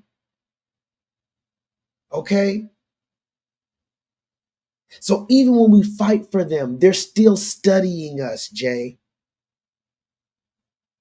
Bryce, of course, you see the black men walking around with the Vietnam hats and this hat I served in this time. Shout out to them. But even when we did it, if they told the truth, they would say even then they were studying us. They were experimenting on us. Talk to me in the chat. Officers in the Army would go to further their military education. The subject is the use of Negro manpower in war. The use of Negro manpower in war. Can somebody put that in the chat? This is how they study us. When I say the systematic enforcement, of the ideologies of white supremacy, de facto, but that's how our culture is. You know how black people are. We're going to wear that Vietnam hat. You know what I'm talking about? The 76-year-old black man. You can't tell him nothing. He's wearing that Vietnam hat. The same thing, a 23-year-old black man or black woman wearing their Greek fraternity jacket. You can't tell them nothing. You see? You see what I'm talking about? You can never tell us nothing when we're in the midst of our confusion. But if I were to tell them that old man that wearing that Vietnam hat, hey, you know about the World War II documents, the so-called secret documents that came out that talks about the use of Negro manpower in war? That's the next level studying your ass. This is next level studying your Negro nigger ass. From 1925. It's from the Army War College, which at the time was where primarily white officers in the Army would go to further their military education. The subject is the use of Negro manpower in war. It's a hateful study the Army War College used right up to World War II, teaching officers about African American soldiers. It's 60 pages, but its main points are summarized. Somebody put that in the chat. It's 60 pages. The red man was studying us in World War II, and it's 60 pages. Can somebody put me in the chat? Look at the black soldiers right here. You didn't think they were experimenting on us? You ever seen that movie, Dead Presidents? You don't think you thought they just had what? Niggas out there, what? Oh, yeah. Oh, we can get along. This is the reason why Muhammad Ali didn't want to go out there. Isn't it all making sense now? And Jackie Robinson tried to shit on him because he didn't want to be part of this. And like I said, shout out to all my brothers that did it. But it was guys. Come on, let's keep it a buck. I hate to be the bearer of bad news, but let's really keep it a buck, ladies and gentlemen. Would go to further their military. education. The subject is the use of Negro manpower in war. It's a hateful study the Army War College used right up to World War II, teaching officers about African American soldiers. It's 60 pages, but its main points are summarized on page 1. The Negro is physically qualified for combat duty. He is by nature subservient and believes himself to be inferior to the white man. You see that? He's naturally subservient. That's what they believe. This is why they can spit in your face and tell you to turn the other cheek. I'm not saying it's wrong to turn the other cheek, but even the scripture talks about do that with your brother. And even the scripture says, you know, like do it once. It doesn't say keep letting them spit in your face. These people have a repeated history going back centuries and millennia of spitting in our face. At some point, the scripture doesn't want us to be stupid. This is talking about a man making an error and you allow him to, you know, you forgive him for that error and you still allow him to do. Don't just sit here and allow a nigga to constantly just, and again, okay, if black people are, if you're going to tell us to act like Jesus Christ and just beat us down and we got to take it, can you at least stop making white Jesus pictures? I mean, that's my thing. So you want us to act like Jesus, but you'll never give us none of the credit of being like Jesus. You'll never portray us. Do you guys see the spell here? Again, it's not about anybody else's recognition of us, because we're supposed to be trying to get to heaven regardless of how anybody else sees us. But you have to admit it's mighty suspicious that black people in America, the only ones, have to act like Jesus. It's funny, everybody tells us to act like Jesus, but we're the only ones that have to act like Jesus. Isn't that crazy? And yes, everybody goes through spiritual battles. If you're a Christian or whatever, you're going to go through spiritual battles. That's not what we're talking about. Black Americans have a particular plight that is harder than everybody else on top of being a Christian, okay? So what I'm saying is the Asian Christian, the white Christian, and the black Christian, there's one of those Christians that's going to have an exponentially harder time just off the fact of their race. Do you see what I'm saying? Let's continue.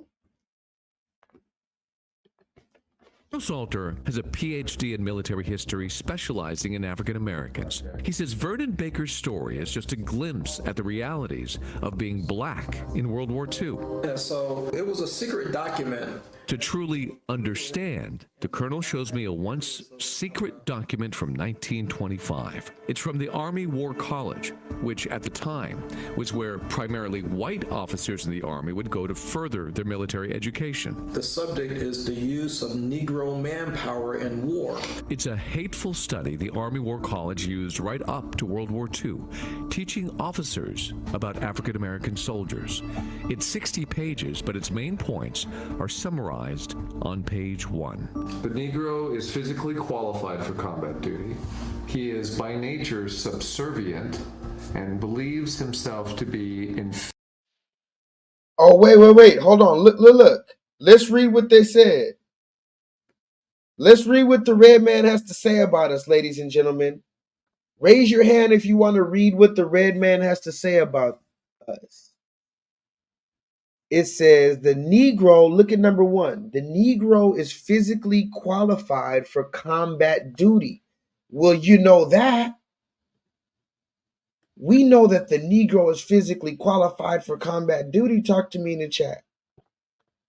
Look at the first thing that they said about the Negro when they were studying us. He said, this nigga's good for combat duty. He's a strong nigga. You see? Now let's read on. Do you see right here? He is by nature subservient and believes himself to be inferior to the white man. Believes himself. Jay, somebody talk to me in the chat. Let me know I'm not going crazy. They're talking about you, de facto. De facto, you are by nature subservient. That's what they said. And you, Solo Dolo, you believe yourself to be inferior, wow, to the goddamned white man. If you don't read the newspaper, you're uninformed. If you do read it, you're misinformed. If you don't read the newspaper, you're uninformed. If you do read it, you're misinformed. Look at this. And they might be right. Look at the next sentence. He is most susceptible to the influence of the crowd. Look at that. Himself to be inferior. Look, he is susceptible to the influence of crowd psychology. Wow. Wow, ladies and gentlemen. Wow. I said that in my opening, and I will say it again. You know that white supremacy and white nationalism is ranks nowhere near the top of the issues that are facing Black America. You know that white supremacy and white nationalism is ranks nowhere near the top of the issues that are facing Black America. Number one, father absence. Number two, the education system and the illiteracy rate. Illegal immigration ranks high, abortion ranks high, white supremacy and white nationalism, if I had to make a list again of 100 things, would not be on it. I said that in my opening, and I will say it again. You know that white supremacy and white nationalism is ranks nowhere near the top of the issues that are facing Black America. White supremacy and white nationalism, if I had to make a list again of 100 things, would not be on it. The things that I said today that are actually harming Black America. White supremacy and white nationalism, if I had to make a list again of 100 things, would not be on it.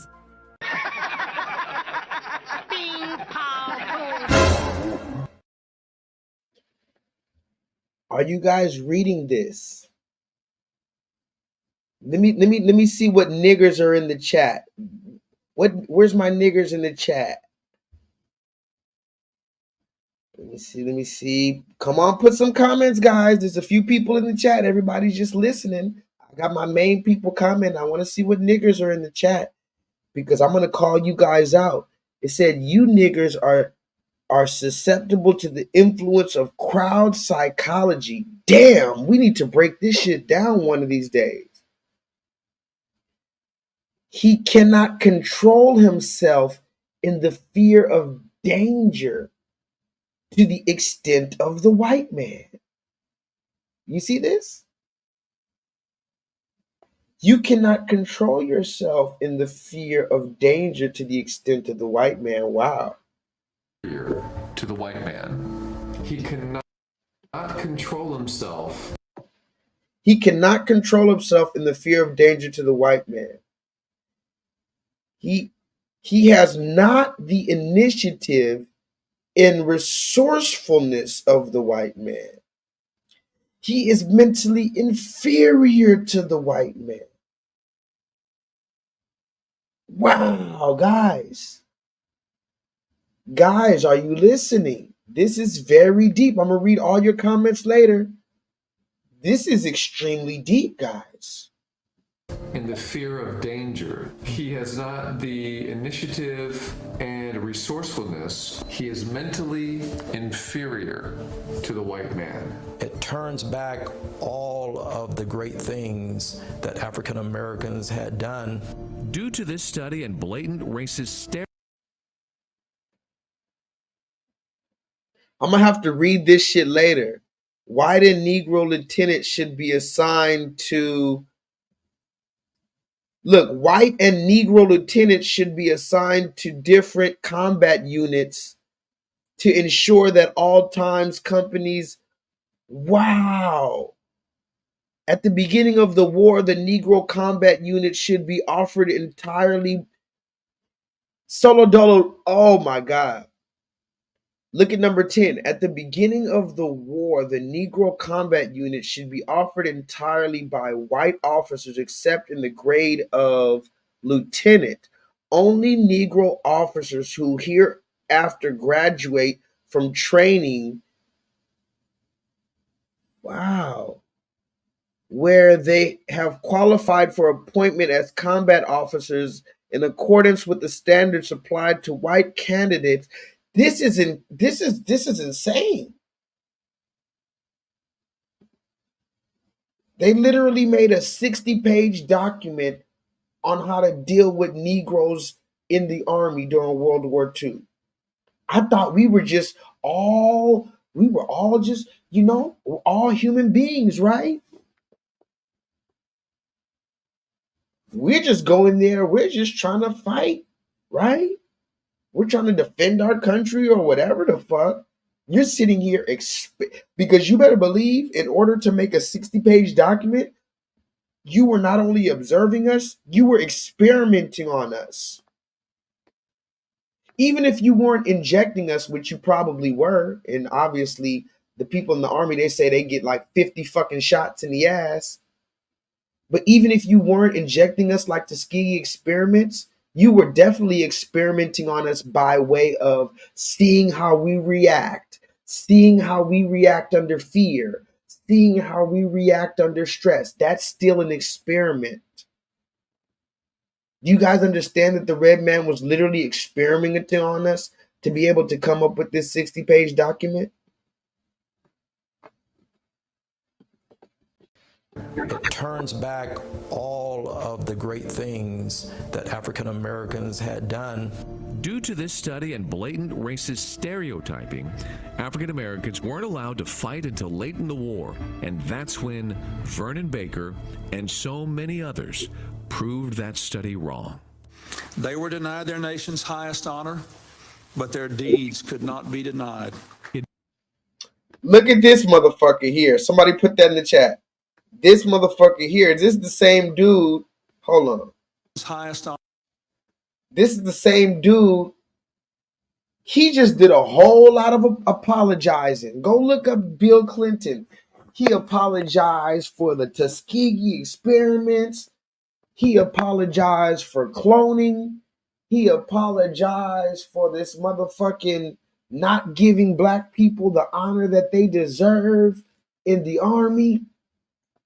I guess Bill Clinton was the first black president, right?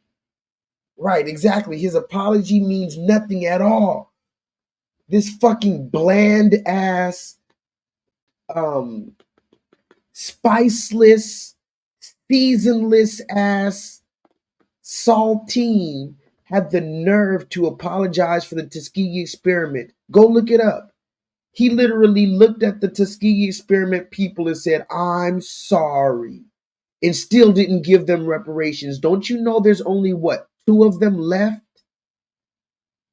Refresh my memory, Solo Dolo. How many survivors of the Black Wall Street are there still surviving? Because the third one just died about 5 months ago.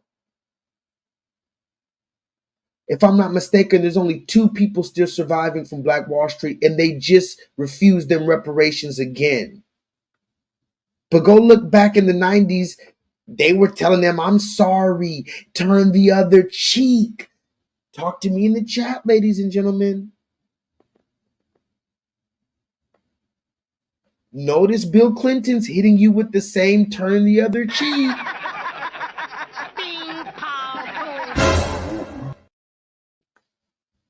To the white man. It turns back all of the great things that African Americans had done. Due to this study and blatant racist stereotyping, African Americans weren't allowed to fight until late in the war, and that's when Vernon Baker and so many others proved that study wrong.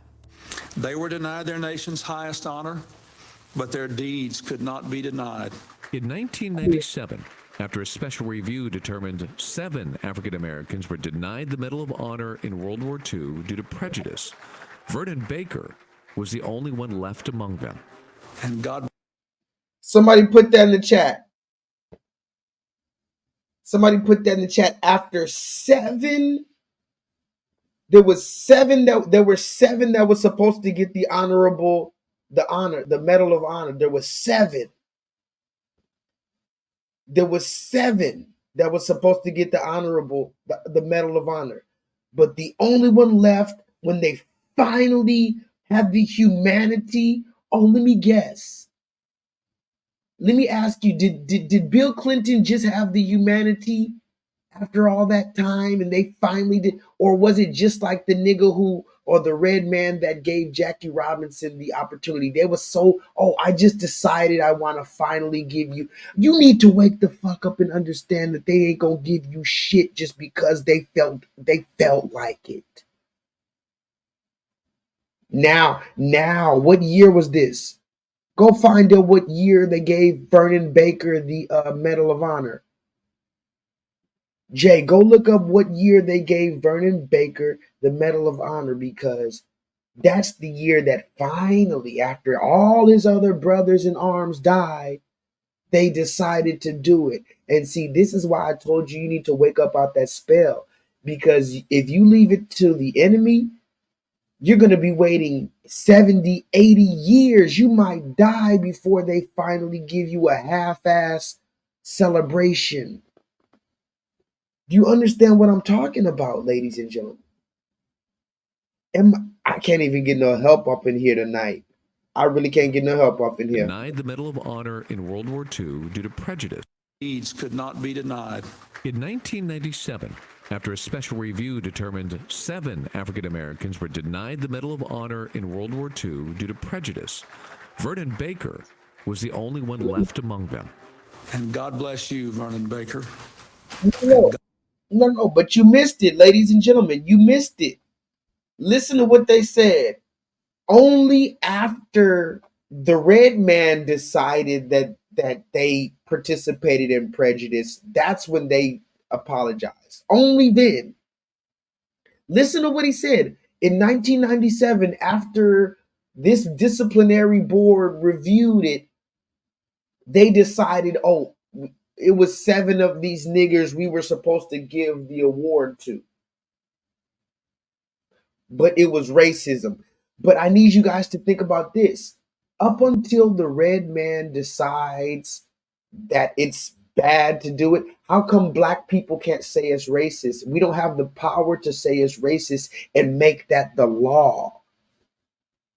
Do you see what I'm saying? Only when the red man decided that it was racist, that's when in 1997 they finally gave it to him after everybody died. And look at all the red people in the audience right here, feeling so good about themselves. In 1997, after a special review determined 7 African Americans were denied the Medal of Honor in World War II due to prejudice, Vernon Baker was the only one left among them. And God bless you, Vernon Baker. And God bless America.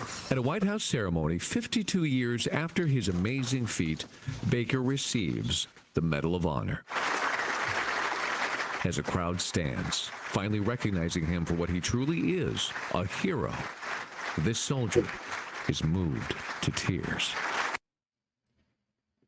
They say he was moved to tears. There's a whole lot of 7s in that story, by the way, ladies and gentlemen. There's a whole lot of 7s in that story. I think it said after 52 years, there was 7 that was supposed to be there. It's Channel 7. It's a whole lot of 7s in that story. So shout out to the black man, but I don't like that.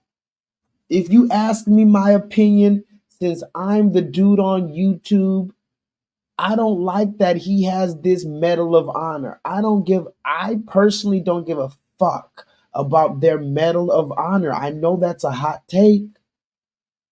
But ladies and gentlemen, if you think about it, isn't it crazy? Which one's crazier? Like respecting the red man's Medal of Honor, or saying fuck that? Which one's crazier? Because you could only do one. You could only do one, ladies and gentlemen. You could either respect the red man's Medal of Honor, or you could say, fuck your Medal of Honor. What are you talking about? Those the only 2 options. And I'm sorry, because there's so many black people that served in this country for their own reasons. But ladies and gentlemen, this Medal of Honor is a spit in the face. If you ask Me. Now let me ask you guys. Let me ask you guys in the chat. What do you think about this? Am I off? Am I off? Is there something else that I need to consider after watching all of that? And he's sitting there, he shed a tear because all of the things that he's been through. And they finally gave him a round of applause in 1997.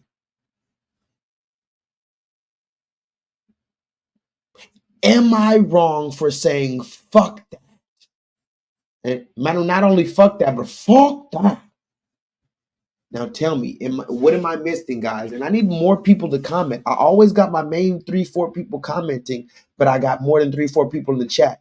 So who the fuck is watching me and not commenting? Put a comment. Tell me what you think. This is not just some shit you're watching. This is an online pro bono interactive learning course. The fuck? Let me read some comments. The children of the slaves got to make a move at some point in time. Otherwise, you know what, Bryce? Otherwise, what's going to happen? It's going to continue. If the children don't do it, then they're going to just pick up their parents' behaviors and they're going to pass it down to their kids. It's going to continue, Bryce. You understand that? At some point, there has to be something different. Talk to me, Bryce. At some point, we have to be willing to question our parents. That's the only way we can do something different, Bryce, don't you think? Bryce, otherwise it's going to be like that hamster wheel conversation. It's going to be a hamster wheel from generation to generation. Somebody put that in the chat. Do you want a hamster wheel conversation from generation to generation? Because if you do not question your grandparents and tell them, don't you think this is some bullshit? I mean, let's just be real. Look at this black man right here. He knows bullshit when he sees it. You don't get to be this old in America. As a black man, you do not get to be this old without knowing some bullshit when you see it. The only way you grow up to be, even if you're a coon ass nigga, you still know some bullshit when you see it. Hell, think about, what's the nigga's name? Al Sharpton. Al Sharpton, that's a coon ass nigga. We all know that. But I guarantee you, he knows some bullshit when he sees it. Guarantee you, you can't get one over on Al Sharpton, no matter how much of a coon he is. Matter of fact, Al Sharpton be fucking bitches. Somebody put that in the chat. Did y'all know that? On a side note, since we're talking about old black, oh my God, you guys saw some titties real quick. You just forget about that. You weren't supposed to see those titties. Talk to me in the chat. You weren't supposed to see those titties. But did you know, of all people, Al Sharpton be fucking bitches?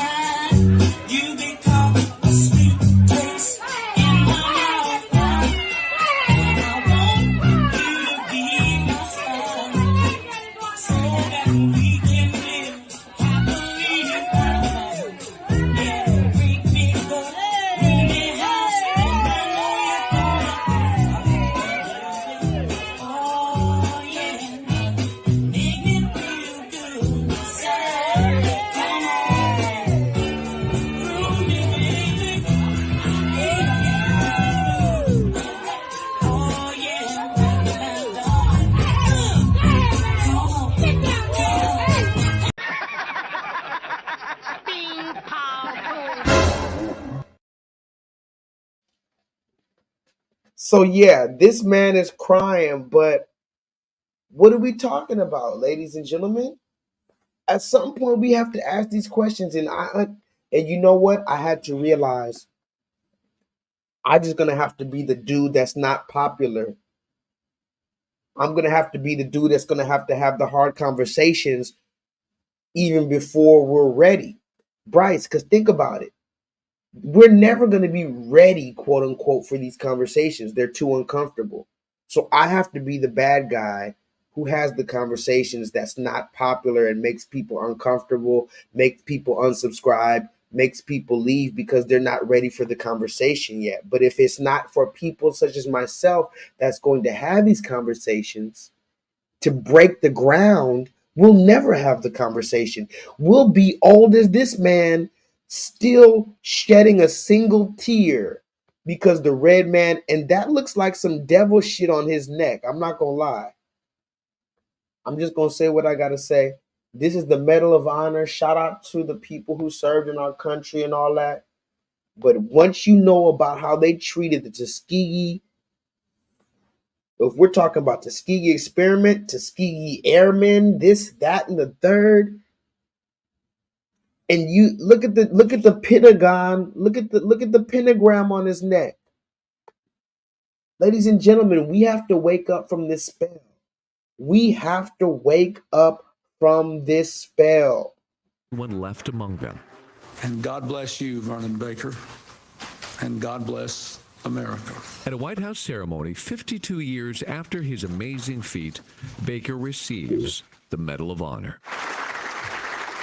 As a crowd stands, finally recognizing him for what he truly is, a hero, this soldier is moved to tears. It took an ancient castle in Italy to teach us about the great Vernon Baker and how character is the one true measure of a person. You hear how they always say that about black people? We finally found out, now that this is the last nigga alive and he's 99 years old, we finally realized we did something wrong, but it's because of his strong character. De facto, put that in the chat. Does anybody know the name of tonight's online pro bono interactive learning course? Because they constantly hit us with the same thing. Oh, I love your character. You showed so much strength in the midst of adversity. Oh, you turned the other cheek. And 70 years later, I'm going to give you an award. Raise your hand if that's some bullshit. You turned the other cheek. You were so amazing. In the midst of adversity, your character, it shined through. 90 years later on your deathbed, here's your flowers. Everybody, welcome to the theater, ladies and gentlemen. Is moved to tears.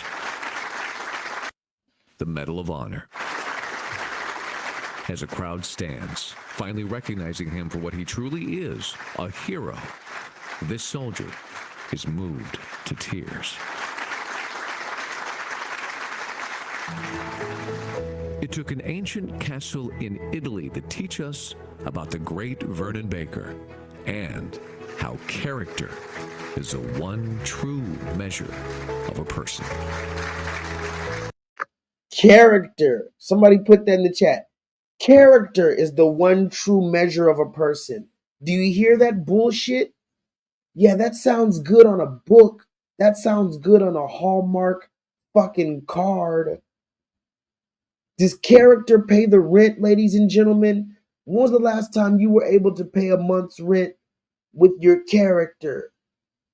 When was the last time you were able to go to a goddamn McDonald's and get a motherfucking Big Mac off of your character alone? Bryce, wake up from the spell. Your character. That's the one true measure of a man. Meanwhile, these people are on yachts. They're on spaceships. They're going to space, ladies and gentlemen. They have 50-foot yachts, 50-yard yachts. They got submarines. They got Ferraris. They're sipping champagne. They're going to Spain. And when it comes to us, a character, your character, that's what's important, ladies and gentlemen. It's the character of a man that finally, at the end of the day, it's the man's character. Now you got to make us sound like some video game or some novel. We have to be fine with your bullshit ass fluffy words, but you got it right in the physical. Raise your hand if you see the spell right in front of its face and you're going to spit at the serpent right in his face. You see the spell that the serpent is, raise your hand very, very, very proudly. If you see the spell right now that the serpent is literally in, and you're going to spit in his face. He thought he was going to spit some bullshit in your face. You're going to spit in his face. You see? How are they going to listen to that? The character of this black man. Ladies and gentlemen, they have hundreds of thousands of millions of billions of dollars. And they're going to put you under a spell and tell you about your fucking character. Look at his face. His face matches up perfectly. Look, look, look. Look at his arm right there. Look at his arm. It goes right with his arm. Look at his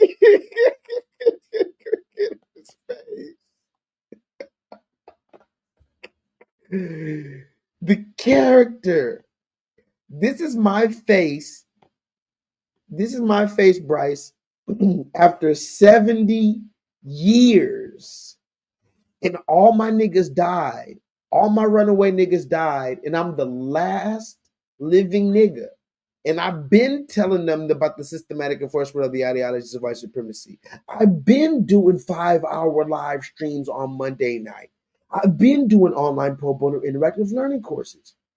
But after 70 years, they finally give me my subscribers and that I've been needing. And they finally say, oh, you that nigga. You been said this shit. After 70 years, this is my face. This is my exact face as they told me that I was right 70 years ago about the things that I said. Wow. Amazing. Truly amazing. I'm going to shed one single tear like this man right here. At a White House ceremony 52 years after his amazing feat, Baker receives the Medal of Honor. As a crowd stands, finally recognizing him for what he truly is, a hero, this soldier is moved to tears. Wow. It took an ancient castle in Italy to teach us about the great Vernon Baker. And No. It didn't take Italy to teach you about this black man. You knew about the black man. You were purposely avoiding that black man. You hear this bullshit, then they put the quirky music behind it. De facto. Then they put the fucking quirky ass music behind it. It took an ancient castle in Italy to teach us that we were acting like the devil. No, we've been told you. We told you a long time ago. Do you see how they're the ones that's going to tell you when and when not to celebrate something, ladies and gentlemen. Amazing. Yes. I thought about Jesse Lee Peterson when you said that.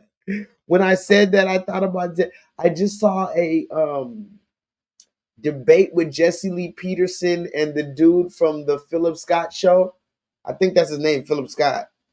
I just saw that randomly after years. I guess I said it was like 7 years ago, but that shit was funny. Hey, Jesse Lee was eating him up, Bryce. I don't even fuck with Jesse Lee Peterson, but Jesse Lee was eating his ass up. Maybe we got to watch that one time. We're going to have to watch that because Jesse Lee was eating his ass up. You know why? Because Philip Scott wasn't answering a yes or no question. And I always told you, it don't matter what side of the argument you're on. When you can't answer a yes or no question, you're wrong. Answer the yes or no question, then we can get to the particulars. But we'll talk about that later. But yeah, amazing. So let's see. I think Jesse Lee Peterson is either literally trolling or he's a white man with a mask on. But we'll talk about Jesse Lee Peterson another day. I never talked about him on this channel. He's kind of like what's the dude's name? What's that nigga's name? Tommy Sotomayor. He's like a Tommy Sotomayor.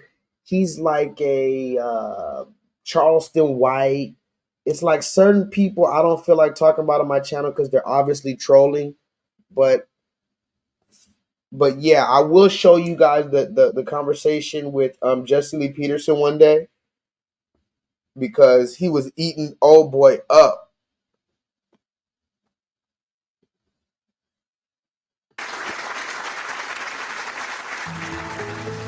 It took an ancient castle in Italy to teach us about the great Vernon Baker and how character is the one true measure of a person. Look at that. That's the face, ladies and gentlemen. That is what we're going to get. That is the best that we can ever get. And I'm going to keep on asking for participation in the chat. Please raise your hand if you can understand that this is the best we're ever going to get right here. Maybe 30 seconds of a round of applause after 70 years, ladies and gentlemen. After all your comrades die, ladies and gentlemen. Then they're going to put some demonic symbol on your neck and tell you, I've given you my stamp of approval now. Now look how proud he is. Because he turned the other cheek. This is the face of a man who's turned the other cheek, and shout out to him.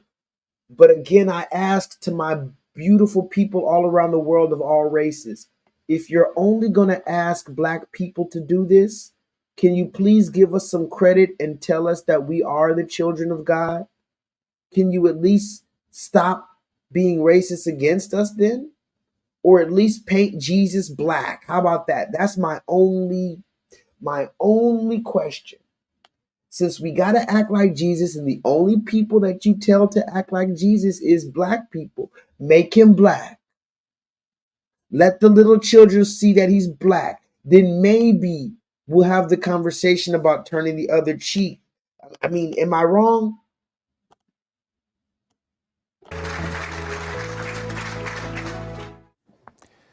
When the war ended, there are many accounts of our brave African-American soldiers elated to board the ship home, but upon their arrival, the gangplank to shore split with a sign that said, whites one way, coloreds the other.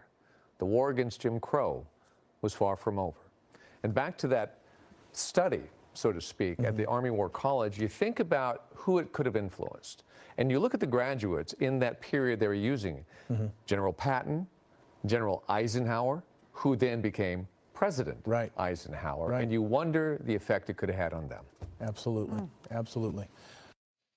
And look at the black man right there. Look at the black man right there. Look at the red woman. She looked at the black man during this conversation. You need to look about body language. They're going to sit here and tell you 70 years later, let's do a news report on it. And they're going to be talking to the black man about it. And the black man, he just said, Bryce, can you? No, I think that somebody tell me what this black man, can you translate what this black man just said right here when he said, because he didn't say anything. He heard that whole thing. Everybody else talked about it. The black man, look at the black man hearing everything. And then look, all he says is hum. The Army War College, you think about who it could have influenced. And you look at the graduates in that period they were using. General Patton, General Eisenhower, who then became President Eisenhower. And you wonder the effect it could have had on them. Absolutely. Absolutely. Hello, I'm Mark Brown. Look at Mark Brown. Hi, I'm Mark Brown. Is Mark Brown buck broken? Can somebody put that in the chat? Shout out to Mark Brown. I think that's out there in LA, if I'm not mistaken. Channel 7, ABC. That's LA. Shout out to LA.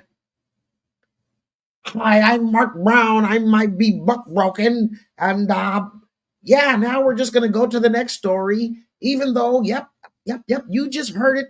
You heard it right. I'm Mark Brown and I'm buck broken. And I let the red man tell me my history. I'm just gonna sit here. LA is the worst for black people. I ain't gonna lie. Tell me why you think LA is bad for black people. I would be interested in hearing, because you might be right in if you're thinking the same way I'm thinking. I'm from Los Angeles, California, just so you know, and I think LA is bad for black people in a way, but I don't know if you're thinking the same way I'm thinking. Because I live out here in the South, and these niggas out here are still in 1619. So if we're talking straight up, I don't know if we're on the same page, but we'll talk about it in a minute. Anyway, let's talk about some more stuff. Let's see what else we got. By the way, my phone just got fucked up. I keep on fucking up my phones. So I wasn't able to really organize this stream. Let's see what else we got here. De facto, are you in the chat? De facto, are you in the chat?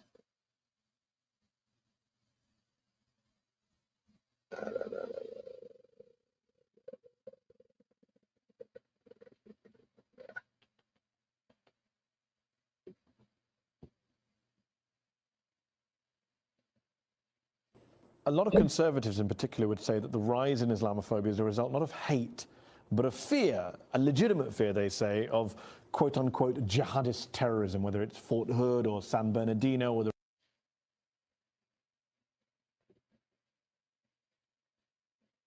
recent truck attack in New York. What do you say to them? I would say our country should be more fearful of white man across our white man across our country, of white man across our country should be more fearful of white man across our country.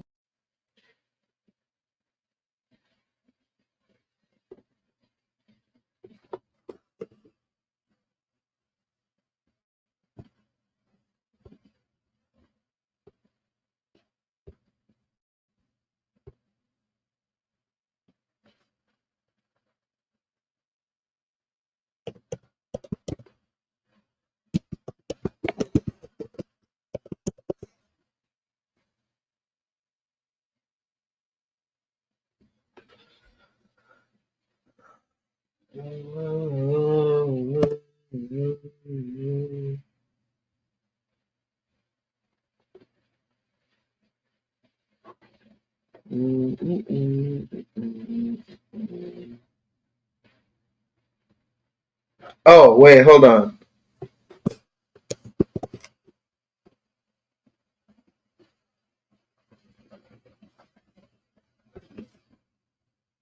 Who is this, Megan Thee Stallion? Hold on.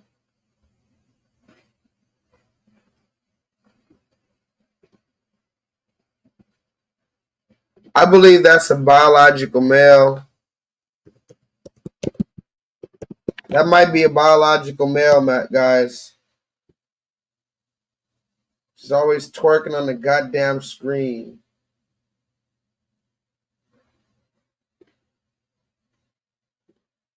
Ladies and gentlemen,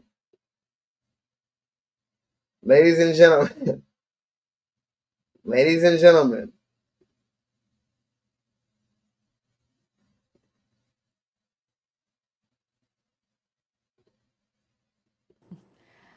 I would say our country should be more fearful of white men across our country because they are actually. ladies and gentlemen, ladies and gentlemen, I just want to, I'm just trying to show you the news that the news doesn't show. Just showing you the news that the news doesn't show, ladies and gentlemen. Hold on. Let me show you more. Where is she at? Where is she at? Come on. Come on, lady. Ah, there she is, ladies and gentlemen. There she is, ladies and gentlemen. Somebody put that in the chat. She's your queen to be. Your queen to be. Completely free of infection. To use at your discretion. A queen to be. Hold on. Look. She's your queen to be. Your queen to be. Look at this. San Bernardino or the recent truck attack in New York. What do you say to them? I would say our country should be more fearful of white men across our country because they are actually causing most of the deaths within this country.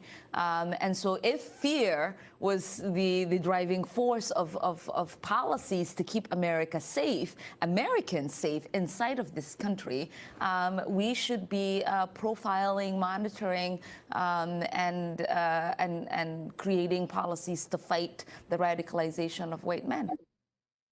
Talk to me in the chat, ladies and gentlemen. Hold on.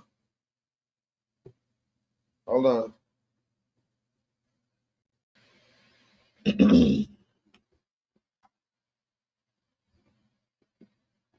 So, again, I mean, a lot of conservatives in particular would say that the rise in Islamophobia is a result not of. So again, guys, I don't know. We talked about this woman last time, so if you don't know who this is, go watch my last stream.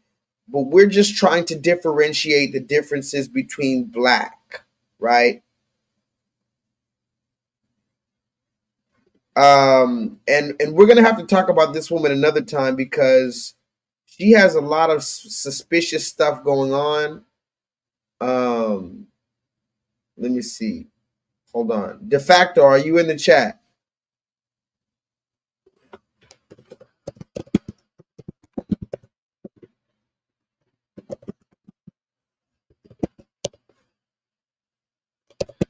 First of all, she said we need to be scared of white men, but she's literally dating a white man. Can we talk about the elephant in the room? She's literally getting ghetto gagged, fucked in the mouth. Somebody put that in the chat. She's getting fucked in the mouth by the red man. This is disgusting. She said, if anything, we need to be scared of radicalized white men and white supremacy. Meanwhile, she's getting fucked in the mouth by the red man. This is the same woman from Somalia that we talked about last time, that she made a very clear difference that it's not just black. I'm Somalian. I'm talking about my clan. I don't give a fuck about Ethiopia. I don't give a fuck about Kenya. It's about Somalis. But us black people, we're too busy turning the other cheek. You're going to call her sister girl. Don't you think that's crazy? We're going to call her sister girl and she's plotting on us, trying to physically kill us. Don't you think, do you really think the scripture wants you to do that?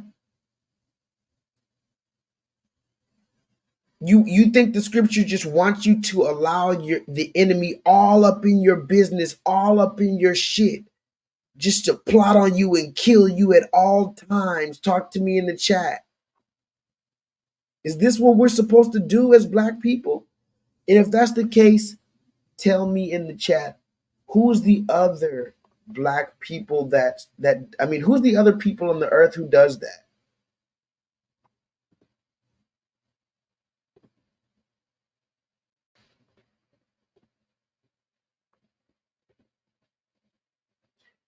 And then they have this conversation going on. Look at this, de facto. They're saying before she started fucking the white man that she married her brother to get him in the country. Now again, I have to be honest. Journalistic integrity will not let me slander this woman's name without evidence. So I do not have evidence that this woman was married to her brother at one time. But there are a lot of rumors, let's just say, going around when you do your research, that when she first got in the country or when she first ran for Congress, she married her brother, a dude who turned out to be her brother from Somalia, to get him in the country and all type of other scamming shit. Ladies and gentlemen, this is a Somalian woman. This is that scamming shit, you see? This is that shit we're talking about. These people coming with this hold on. God damn it. Hold on.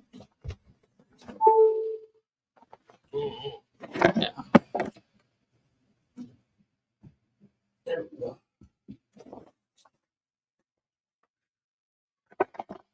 Okay. This is that scamming shit. That's all I'm saying, guys.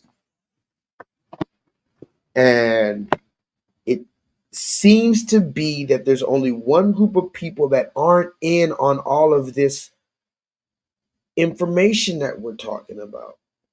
Remember, when this woman was talking about her African shit, her Somali shit, she wasn't sounding like she wants to turn the other cheek. Do you guys remember the conversation where the woman gave a whole speech and she said Somalis this and Somalis that? She didn't sound like she wanted to turn the other cheek. annaga haddii aan nahay dad Soomaali ah waxaan nahay dad isjecel waa laga yaabaa meelaha qaarkood inaan isku xagxagano laakiin haddii runtii ay imaato waxaan nahay dad isku tashto dad walaalo ah dad dhiig lah dad isku og inay Soomaali yihiin inay Muslim yihiin oo iyagana isku hiiliya dadka walaalahoodna u hiiliya marka daraad markii ayaan dhaxdaas markii aan maqalnay in qaar Soomaali ah ama Soomaali sheegato in Ethiopia ay la galeen ma baqaan af Soomaali wixii lagu dhaho agreement heshiis محمود نور هذا أنا كصومالي كبدي صعب معها. تطبضنا يسوع عيو حليهن الهان دولة أمريكا كأن الله هذا الشدواية دولة أمريكا محيك خبنا يسار. جوابتي ذو حي هاد دولة أمريكا وحيك خبنا يسار وحي أنا قاعد نحنو دولة أمريكا كخبو. وكل سوني ذا سنا أسكو خبنا أنا كصومالي هدي أنا هاي. وطن كان أنا قاعد كنول. waddankan waddankii aan anaga tax ka dhiibna waaye waa waddankii gabar idinka dhalatayne ee Congress-ka fadhiso intii aniga aan Congress joogo waddanka Soomaaliya biyaheeda dad kaleeta iyo badeeda dad kale ma qaadanayaan waddanka Mareykankana kuma taageerayo dad kaleeta in anaga ayna dhacaan marka taas ka seexda reer Minnesota gabadhii Congress-a u dirsateen way idinka war haysaa sidaad idinka u dareemaysiin dantaas ay u dareemeen madaxweyne xasan shiikhna waxaan leeyahay waan kugu faraxsannahay shaqada fiican aad qabatay in dadka Soomaaliya iyo dadka meel kasta ku nool aad dareensiisay si kasta anaga aan u dhibannahay Soomaali hadii aan nahay waxaan nahay dad karti leh dad wadankooda aqoonsan dad wadankoodii aan wiligood danger laga gelin karin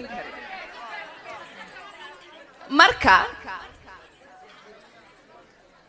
waxaan reer Minnesota iyo Soomaalida meel kasta ku nool adeerkaya hadda mar dhow ka hadlaayay idinkaga hambalyeynaya sida aad isku wada duuban tihiin sida aad kulligiin u garab istaagteen madaxweynaheena because uu u baahan yahay in kulligeen aan garab istaagno Soomaaliya waa Soomaali Soomaaliya waa hal walaalaan wada nahay dhulkeena lagama kala qaybsanaayo dhulal baa naga maqan aan raadsanaynaa insha Allah marna maalinta laakiin inta aan haysana hadda lama kala qaybinaayo marka waa mahadsantihiin dhammaantiin sidaad ii sharaftiin oo markasta aad iigu soo dhawaysiin ilaahay idin sharfo assalaamu calaykum waraxmatullaahi wabarakaatuh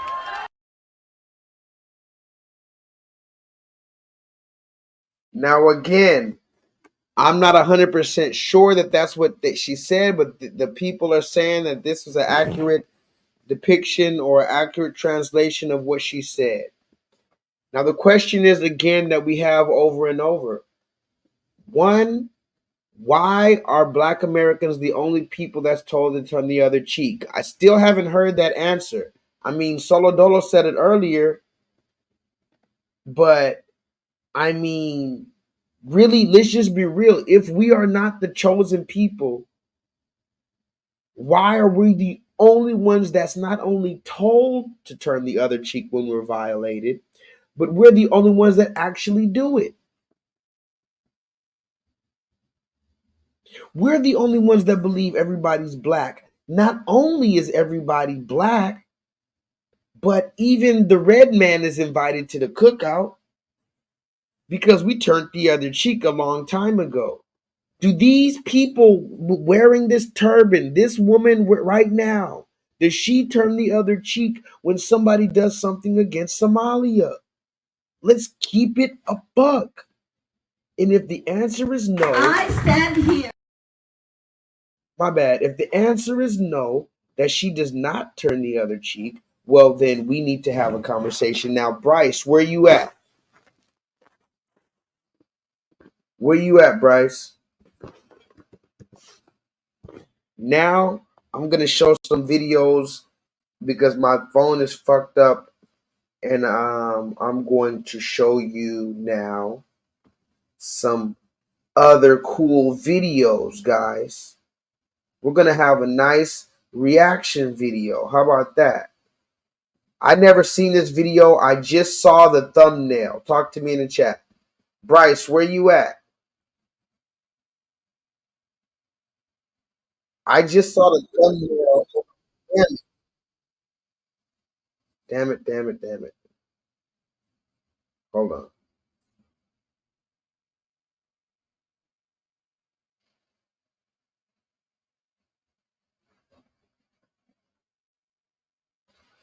Bryce, you're gonna have to watch the beginning of the stream, by the way, because I showed this one thing right here where these black men, look at this, Bryce. This is the photo somehow snapped inside the Burris Correctional Training Center in Forsyth, Georgia, a place where cameras mean contraband. Look, Bryce, look what they did in jail to another black man. They beat him up, they put him on a leash, and they took a picture. And I talked about it in the beginning of the stream. You're going to have to run it back. But this is a whole nother conversation. But look at this, though. Since we're talking about turn the other cheek, why do we turn the other cheek to each other? This pic shows an inmate's eye swollen shut with a leash around his neck. Swollen shut with a leash around his neck, Bryce. But look at this, though. Let me show you what I was going to show you, Bryce. This is for you, my friend. Never say I never did nothing for you, Bryce. Look at this.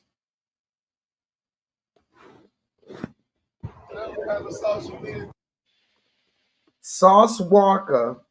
I haven't seen this video at all. I haven't even seen 1 second of this video, Bryce. But I saw the title, and I know that this has to be interesting. Sauce Walker, the black man who talks about pimping and whatever. I could get down the list, but this is a black rapper. Now he's going to have a powerful conversation with the Jewish man. And Sauce Walker, the reason why I mention him so many times is because he could be powerful. Could be very powerful. It's just like NBA Youngboy, Kodak Black is just like, damn it, man.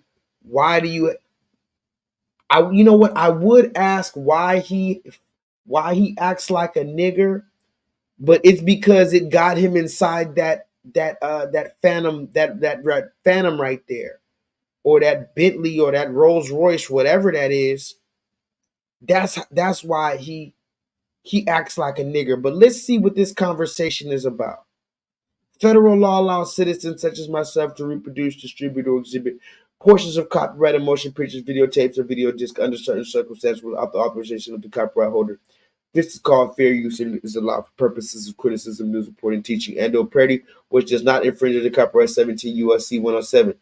Let's see if Sauce Walker is going to turn the other cheek with this man. Whatever sauce to keep some lost. Yes, sir. Every single one of them. Are you kidding me? Let's take a picture. Anytime. See, I look religious, don't I? I look like a rabbi. I'm not. You look like you got more money than me. Look what he said. Immediately he starts begging. Immediately he goes into subservient mode. He told that man, you look like you got more money than me. No, he doesn't. No, he doesn't, Sauce. Sauce, that's not how you talk to black men. Sauce, that's not how you talk to black men, Sauce. Hold on, wait a minute. Whoa, whoa, whoa, whoa, whoa. Talk to me in the chat. Whoa, whoa, whoa. He immediately said, oh, you look like you got more money than me. He told the red man, oh, you look like you got more money than me. The red man tried to compliment him on his jewelry. But Sauce Walker, for some reason, Sauce Walker doesn't care about showing his jewelry off to this man. But when Sauce Walker's in front of black men, oh, wow, wow. Hold on. Hold on. Hold on. Hold on.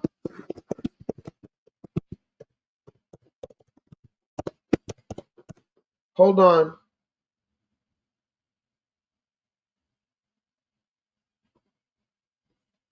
Hold on. Hold on.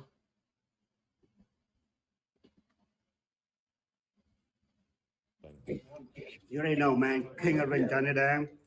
Big money here. Me, Sauce Walker, just got transaction, $500,000 necklace. Right here at the bank. Happy birthday, man. Thank you, brother. Happy birthday. In Miami, man. Yeah. We do this in Miami. Right at the Spain. Hey, Bryce, the Asian man didn't even give him a hug. Look at him with them little bitty ass pants on. Look at Sauce Walker with them little bitty ass pants on. Didn't even get a hug from the Asian man, but the Asian man robbed him for $500,000. Wow, this is insane, Sauce Walker. I have so many receipts on you, brother. Wow. Yeah, at the bank. Happy birthday, man. Thank you, brother. Happy birthday. In Miami, man. Yeah. Thank you, brother. He tried to go in for the hug. The Asian man doesn't want a hug. The Asian man wants to give you a $500,000 chain that he probably didn't even spend $100,000 on. Yes, Sauce Walker. Happy birthday. In Miami, man. Yeah. We do this in Miami. Right at the Chase Bank. Chase Bank. Stock will go up. Sauce Walker and Johnny Dang come get $500,000 chain in the bank. Ooh, Yeah. King of Bling. Only big money that transaction at the bank, man. Only big money. Somebody put that in the chat. Only big money. Only big money. The transaction. Hurry up and buy. This is giving hurry up and buy energy, guys. I'm not even supposed to spend no time on this video. Wow. I really wasn't even supposed to spend no time on this video. This is deep. This is turn your other cheek energy. Oh, the transaction. We make $500 transaction at the Chase Bank. This nigga stupid. Oh, Johnny Dang. And by the way, I got to tell you guys the story one day about I had a conversation with Johnny Dang. More like I told him about himself. Yeah, that's a true story. I talked to him at the Starbucks over here by off of Westheimer. Yes, that's a true story. He was riding his bike with his redhead Asian wife with the BBL. I told him I don't appreciate how you take advantage of our black ignorant rappers that come up to you acting a fool and you just act a fool along with them. He knows what I'm talking about. Johnny Dang, if you ever run into Johnny Dang, ask him about J-Lethal. He knows who the fuck I am. That's the truth. Out here in Houston, Texas. You got your check, I told him specifically, Kodak Black in Sauce Walker, the way you allow those niggas to act around you is a shame, because Sauce Walker and Kodak Black, they are intelligent black men, and they put on this stupid nigger act, this step and fetch it shit when the camera come on, and that's hurting all of us. You got your check now. You make sure Of course, you I don't lose your check. Get your check. All right. Yes, sir. Yes, sir. I'm not gonna lose my check, man. Look, he said, I'm not going to lose the check. Of course, I'm not going to lose the check. You see how we're doing it, guys? Hold on. I want to show you how this man really acts when he gets. I want to show you. Look. Oh, hey, what we doing up in here, man? Yeah, it's time to drip. It's the end of the year, and I wanted y'all to be clear that I cannot be with around here. New chain alert from Johnny Dang Customized. This is a Gucci link baguette.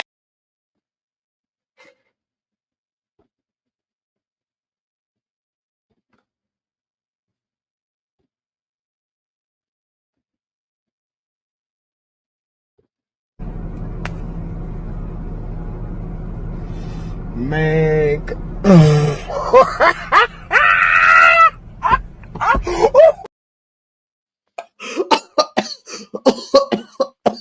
Yo, you gotta be kidding me, guys. I have to make a whole video about this. What the fuck? Oh my God. Okay, I'm gonna run through this video real quick because I just want you to see how he acts around black people and around these other nations versus how he acts around this Jewish man. He looks real humble around this random Jewish man. Interesting.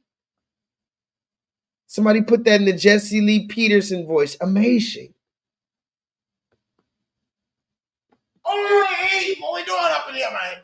Yeah, it's time to drip. It's the end of the year, and I wanted y'all to be clear that I cannot be with around here. New chain alert from Johnny Dang Customized. This is a Gucci link baguette diamond Sheraton chain. Yeah, this is a wallet chain. The 60 mother carats, baby. And you cannot compare it. Somebody hit me. I was thinking about this too. See, we have so much to talk about as a culture, ladies and gentlemen. Wow.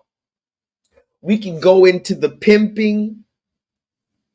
Bryce, we can go into the, you see how deep this conversation is? We can take this whole conversation left and talk about pimping right now. Talk about the pimp and the hoe. Talk about, because you know that's what Sauce Walker is based off of, right? The Black American pimp. That's his entire spiel. You know that, right? Oh, hey, man. Say, man, look here, man. I'm the sauce, the kid that did, the boss with the mouse, or the boss with the mouse. And what do? They basically bamboozle women into believing that they have something to say or offer. In other words, they send women to hell with a bedazzled spirit. So we can talk about the pimping, but we're not talking about the pimping. We can talk about the blaxploitation, but we're not talking about the blaxploitation today. I'm simply going to focus on how he's acting like a goddamn minstrel show in front of these other nations, but he's not really like this. And I'm showing you this to also show you how he's going to act in front of this goddamn Jewish man. I just saw this on my YouTube feed the other day. I never even saw the video. I said, Sauce Walker has a powerful conversation with a Jewish man and gives him a Rolls Royce. Look at this. Read the title right there, ladies and gentlemen. Sauce Walker has a powerful conversation with a so-called Jewish man and gives this homeless looking Jewish man a Rolls Royce. Out of pocket for that shit. Way out of pocket. What do you gain from that? I get sick of y'all. I want to call you one. Is it okay if I call him one? Funky dog head bitch.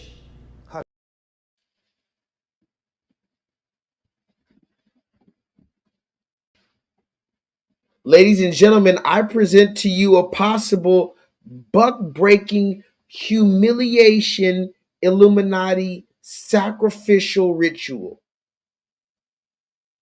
I don't know if this is true, but could it be de facto a potential humiliation, buck-breaking initiation ritual that he's giving this so-called Jewish man his Bentley or his Rolls Royce? Let's see.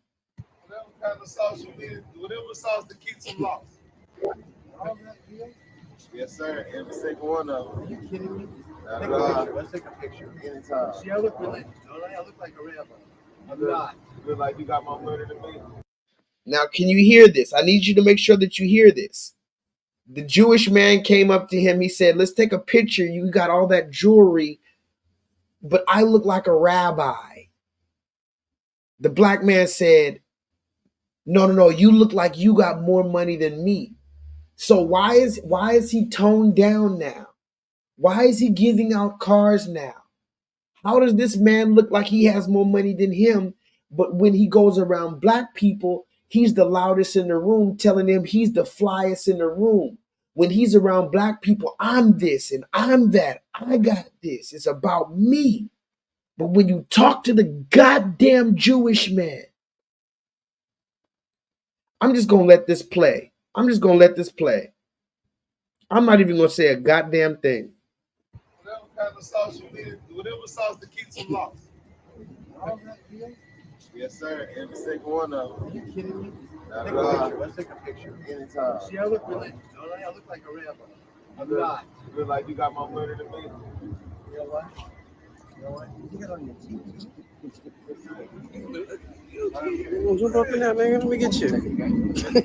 Hey, are you Sauce Junior? Yes, sir.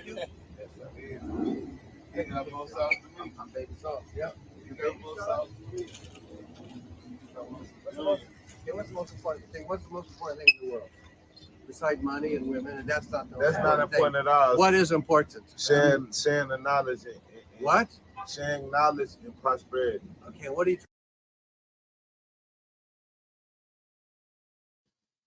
Oh, Bryce, this is a humiliation buck broken ritual. Bryce, I just found out. This is a humiliation buck broken ritual. I literally uncovered it right now. Oh my God. This is the humiliation ritual, guys. What you're watching right now is literally a buck broken humiliation ritual. Look at the Jewish man grabbed him. He grabbed him very aggressively. He said, "What did you say, nigga? Say it louder." It's an education. Talk to me in the chat. De facto, he gave him and look at his friend's face. His friend came on camera and his friend has to play along too. Read the body language, ladies and gentlemen. Look at Sauce Walker's hands. Look at Sauce Walker throwing up the devil. Look at Sauce Walker throwing up the devil, ladies and gentlemen. Wow, hold on. Wow, this is the most insane, mind-blowing thing I've ever seen. I'm not going to lie. Look how the red man came up to him and said, no, we about to do this on camera. I'm going to squeeze you close and you going to tell me about your motherfucking education. I hate it here.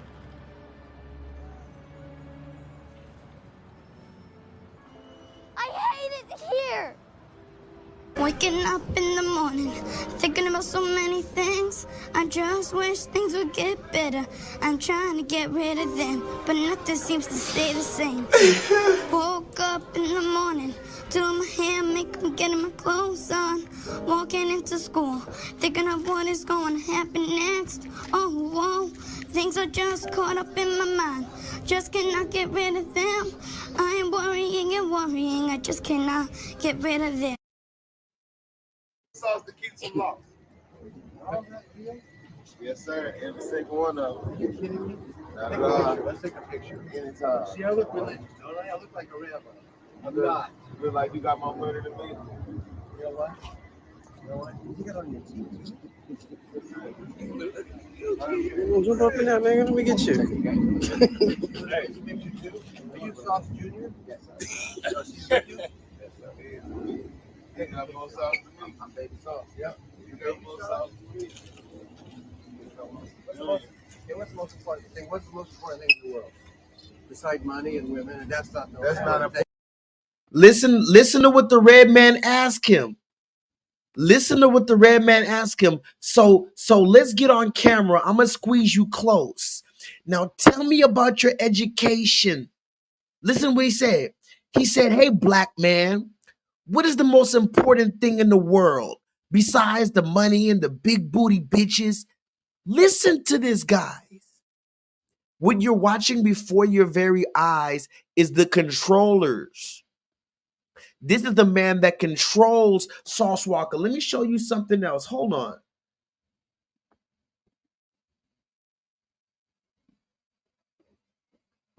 Let me show you something else because y'all still don't feel me. Y'all still don't feel me.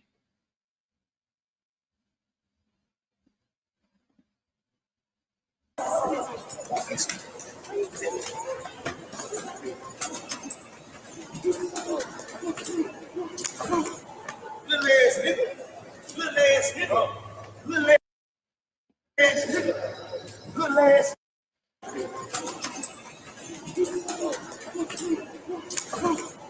Little ass nigga. Little ass nigga. Little ass nigga. Little ass.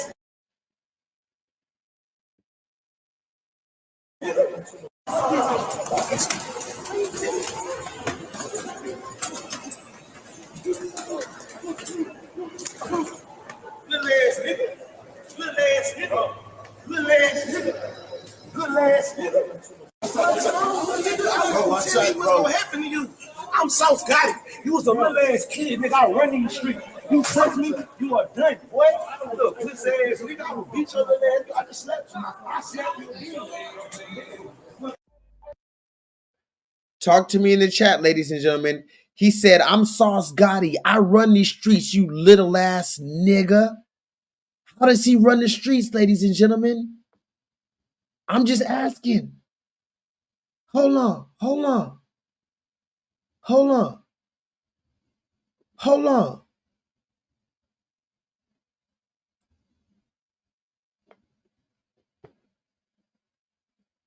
What's up? I got him down here.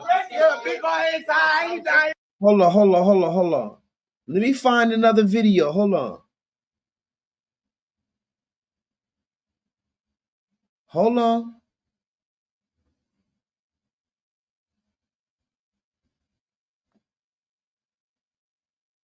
I'm trying to find this other video where he was screaming and yelling at black people. I got it on my Instagram, but I just need to pull it. I need to find it because he was screaming and spitting. Hold on. He was screaming and spitting against a black man. He was literally spitting against the black man. Sauce Walker, what's that nigga name? Beat King. Hold on, y'all. Look at this, y'all. Look at this. Go ahead and skip the intro because we finna dance like this. Go, man. Beat King, beat King, beat motherfucking King. Now, you know I used to like you, man. But you done jumped up and got up in my business and fucking with my assistant, Miss Megan, because she went to a higher level of assistance. So let me get on you and assist you since you want to be funny. I think I'm a little bit funnier than you, so let's have some laughs. Okay, Big King, let's talk about how in 3 days, 70 whatever hours, Miss Megan has made more money in 3 days than you have made in your whole fucking rap career. How many goddamn zucchinis and eggplants dicks have you held in your hand passing to your fans in hopes to make more bands, and you still riding this around this bitch driving in a goddamn Challenger or Camaro? Now, mind you, he's talking about another black man, guys. He's talking about another black man, and yes, he's got women on OnlyFans. He's got money from bitches on OnlyFans, whatever. Again, it's that pimp shit. I can't say nothing against it. I can't say nothing about it. These niggas can get these women to believe anything. But just I need you to see his energy when he talks to black men. That's what I'm trying to get you to see. I'm trying to get you to see his energy when he's showing his jewelry off to black men, when he's fighting black men, when he's threatening black men. I can show you more receipts because I've been building a profile on this nigga. I live in Houston. I know niggas that know this nigga. I've seen this nigga in real life. I'm building a profile on this man. This is the same man who had a baby with a goddamn white woman who was his OnlyFans prostitute, but he's kissing her in the mouth and fucking her raw. Since when does the pimp fuck the whole raw, Sauce Walker? I'm not even in the streets, and I know that you're not supposed to fuck your prostitute raw and kiss her in the mouth and have a baby with your prostitute. You had a baby with a white woman, Sauce Walker, and you said that white woman looks like God. I have the receipts. You said the white woman looks like God to you, nigga. Sauce Walker said the white woman that he impregnated, that he put on OnlyFans, you can go look up his baby mama on OnlyFans right now, popping her pussy. And here's another thing. This nigga be on OnlyFans. This is a whole nother breed of nigga. These new niggas be on OnlyFans. I'm not showing my nether region to other men on the internet, and I'm supposed to be a gangbanger. Let's see how this man talks to the black man versus how he talks to the Jewish man. Some cheap ass shit like that. Let's talk about how Miss Megan has made more money off of 3 days of OnlyFans and Ben had more money than you off of fucking with me than you have made off of all 17 of your Dallas songs and Dallas mixtapes that you dropped. Let's talk about how Rizzo got more money than you, and he has not been on the radio nowhere near the amount of times that Beat King has been on the radio. Where is all of your money going? Is it going to your belly? Because you definitely don't got more, not even a fragment or an inch of more money than me. You ain't got more views than me. You don't got more views than peso. You don't got more views than handles. A nigga told you buy some jewelry, get a haircut. You said I'm gonna buy some pizza and dip my head green. Because people think that you do this because you do 2 days. No fat panda. That's why your bitch ass can't get no goddamn money. Cause you are. Okay, see, now he took off the beanie. You see now he's starting to sweat. He's starting to spit. Talk to me in the chat, de facto Solo. He's starting to spit. He's starting to take his hat off. He's talking to another black man, guys. He's talking to another black man. Goddamn loser. If we line you up on the Houston rap chart of Houston stars, ballers, and players, you are at the very bottom. Be king, nigga. The fuck? Every DJ in Houston got more money than you. Every stripper. And they still not taking care of your ass, making your life better because you are still. But I heard mad about showing you little ass to where go. Before I continue to embarrass you. Academics don't know you. Stay Cheese don't know you. Stay Down Productions don't fucking know you. And they right. That's why your girlfriend is bigger than you. And I guarantee you that motherfucking if you had the opportunity to fuck Miss Megan and her, wish they could fuck with Miss Megan. Fuck with your fat ass chicken, cause that's all you do is go to the motherfucking me whatever that little club is in the little corner. I want you guys to see where he gets real violent. I want you guys to see the video where he gets real violent. Hold on. He gets real violent. Hold on. This is it. Sauce Walker do the same thing though? Don't Sauce Walker got a diamond in his head too? Or is it in his Sauce face? Walker, I think Sauce Walker got Cuban zirconia. He got teardrops. But you do know who I'm talking about. Shut your up before I get to talking about you. You don't want me to expose you. So yeah, if you just gotta watch the videos.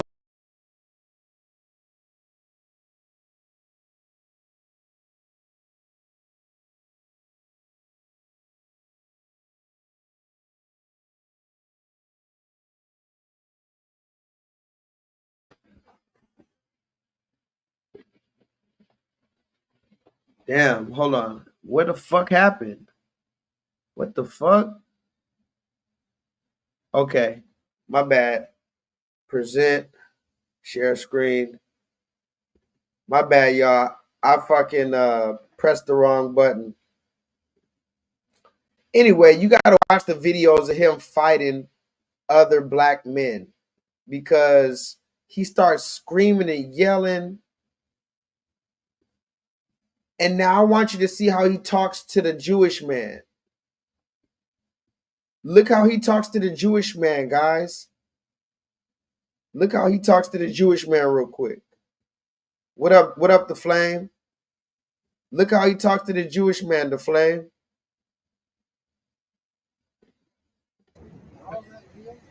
Yes, sir. Every single one of them. Are you kidding me? Let's take a picture. Anytime. See, I look religious, don't I? I look like a rabbi. I'm not. You look like you got more money than me. You know what? You know what? You got on your teeth. Well, jump up in there, man. Let me get you. Hey, picture two. Are you Sauce Junior? Yes, sir. You got more sauce than me. I'm Baby Sauce. Yep. You got more sauce than me. What's the most important thing? What's the most important thing in the world? Besides money and women, and that's. He says, what's the most important thing in the world besides money and women, Bryce? What's the most important thing in the world, you black nigger? What's the most important thing? What's the most important thing in the world?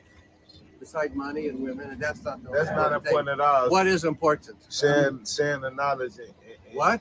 Sharing knowledge and prosperity. Okay, what are you trying to do in your music? Is this knowledge What? sharing.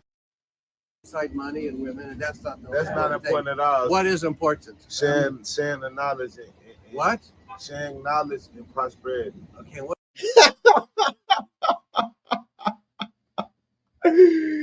Yo, he said, what? Speak up, nigger. What did I educate you about? What did I teach you? Say exactly what I educated you about. Say it again. What?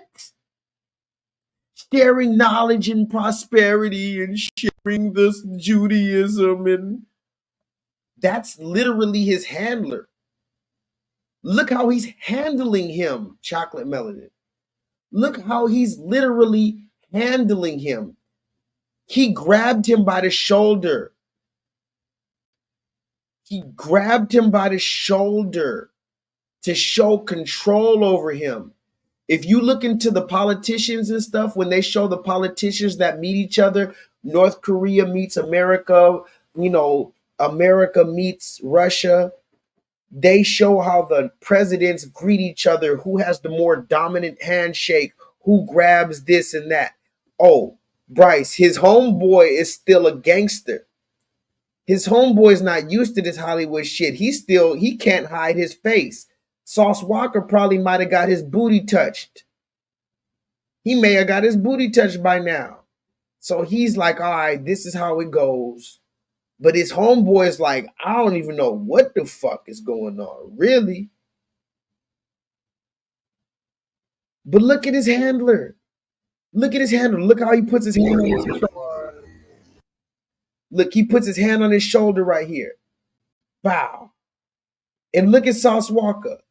He doesn't have none of that rah-rah energy talk about, I'm the king of Houston and I'm a punch on you. I got so many videos. He's talking about, I'm a punch on you. I'm ready to punch on this black man.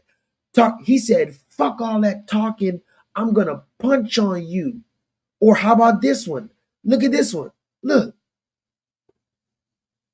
It's the end of the year, and I wanted y'all to be clear that I cannot be with around here. New chain alert from Johnny Dane Customized. This is a Gucci Link Baguette Diamond Sheraton chain.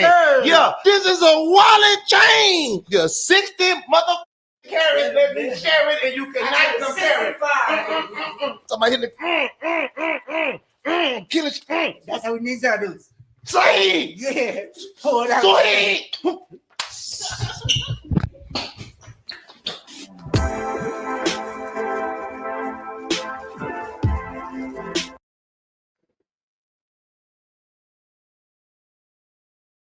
Nigga, yeah, I want to punch, but I'm trying to be nice. That's why I try.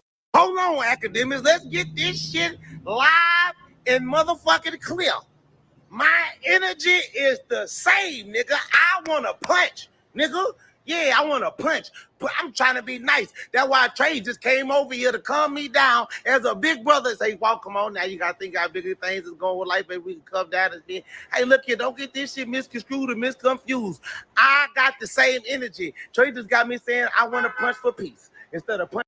You see, I want to punch. I want to punch on you niggas. You see, so we turn the other cheek when the so-called Jewish man comes and grabs us up.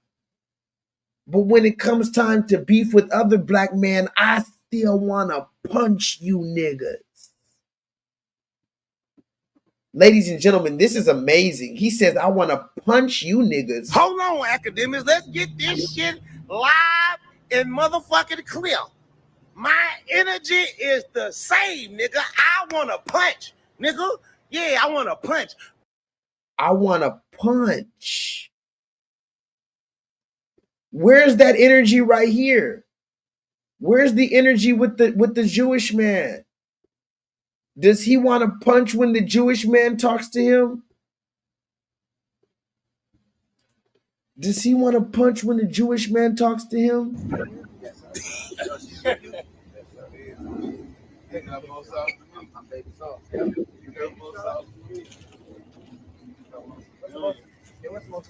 what's the most important thing in the world?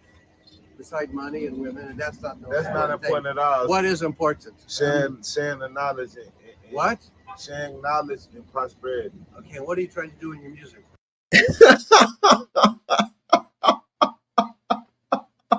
Sharing knowledge and prosperity. Sauce Walker, you're sharing knowledge and prosperity? Is that what you're doing with the black community, Sauce Walker? And the dude said, okay, yeah, okay, whatever, whatever. Here's the next question. What are you going to do with your music, nigger? Are you going to uplift black people? Besides money and women, and that's not important at all. What is important? Sharing the knowledge and what? Sharing knowledge and prosperity. Okay, what are you trying to do in your music? Is this video? Is the video good? You can send it to me. What is your music? What are you trying to do? Wow. Is this video? Somebody put that in the chat. Is this thing on me? He said, good. We can send it to you niggers. We can send it out. Is this thing on me? I want to make a video. Don't just take a picture. Show a video of how I have this nigger under control. Wow. I don't think I've ever seen anything this blatant, guys. I don't think I've ever seen anything this blatant. Knowledge and what? Sharing knowledge and prosperity. Okay, what are you trying to do in your music? Is this video? Is the video good? You can send it to me. What is your music? What are you trying to do in your music? Touch the hearts of millions of people in the world that's going through poverty, stress, and struggle. And hopefully my music gives them motivation.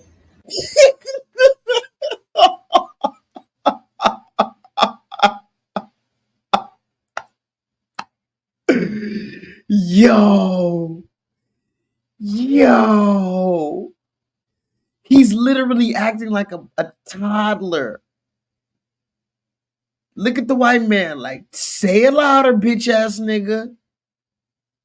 This nigga's talking like a toddler. Whoa. I can't even believe this, honestly. What?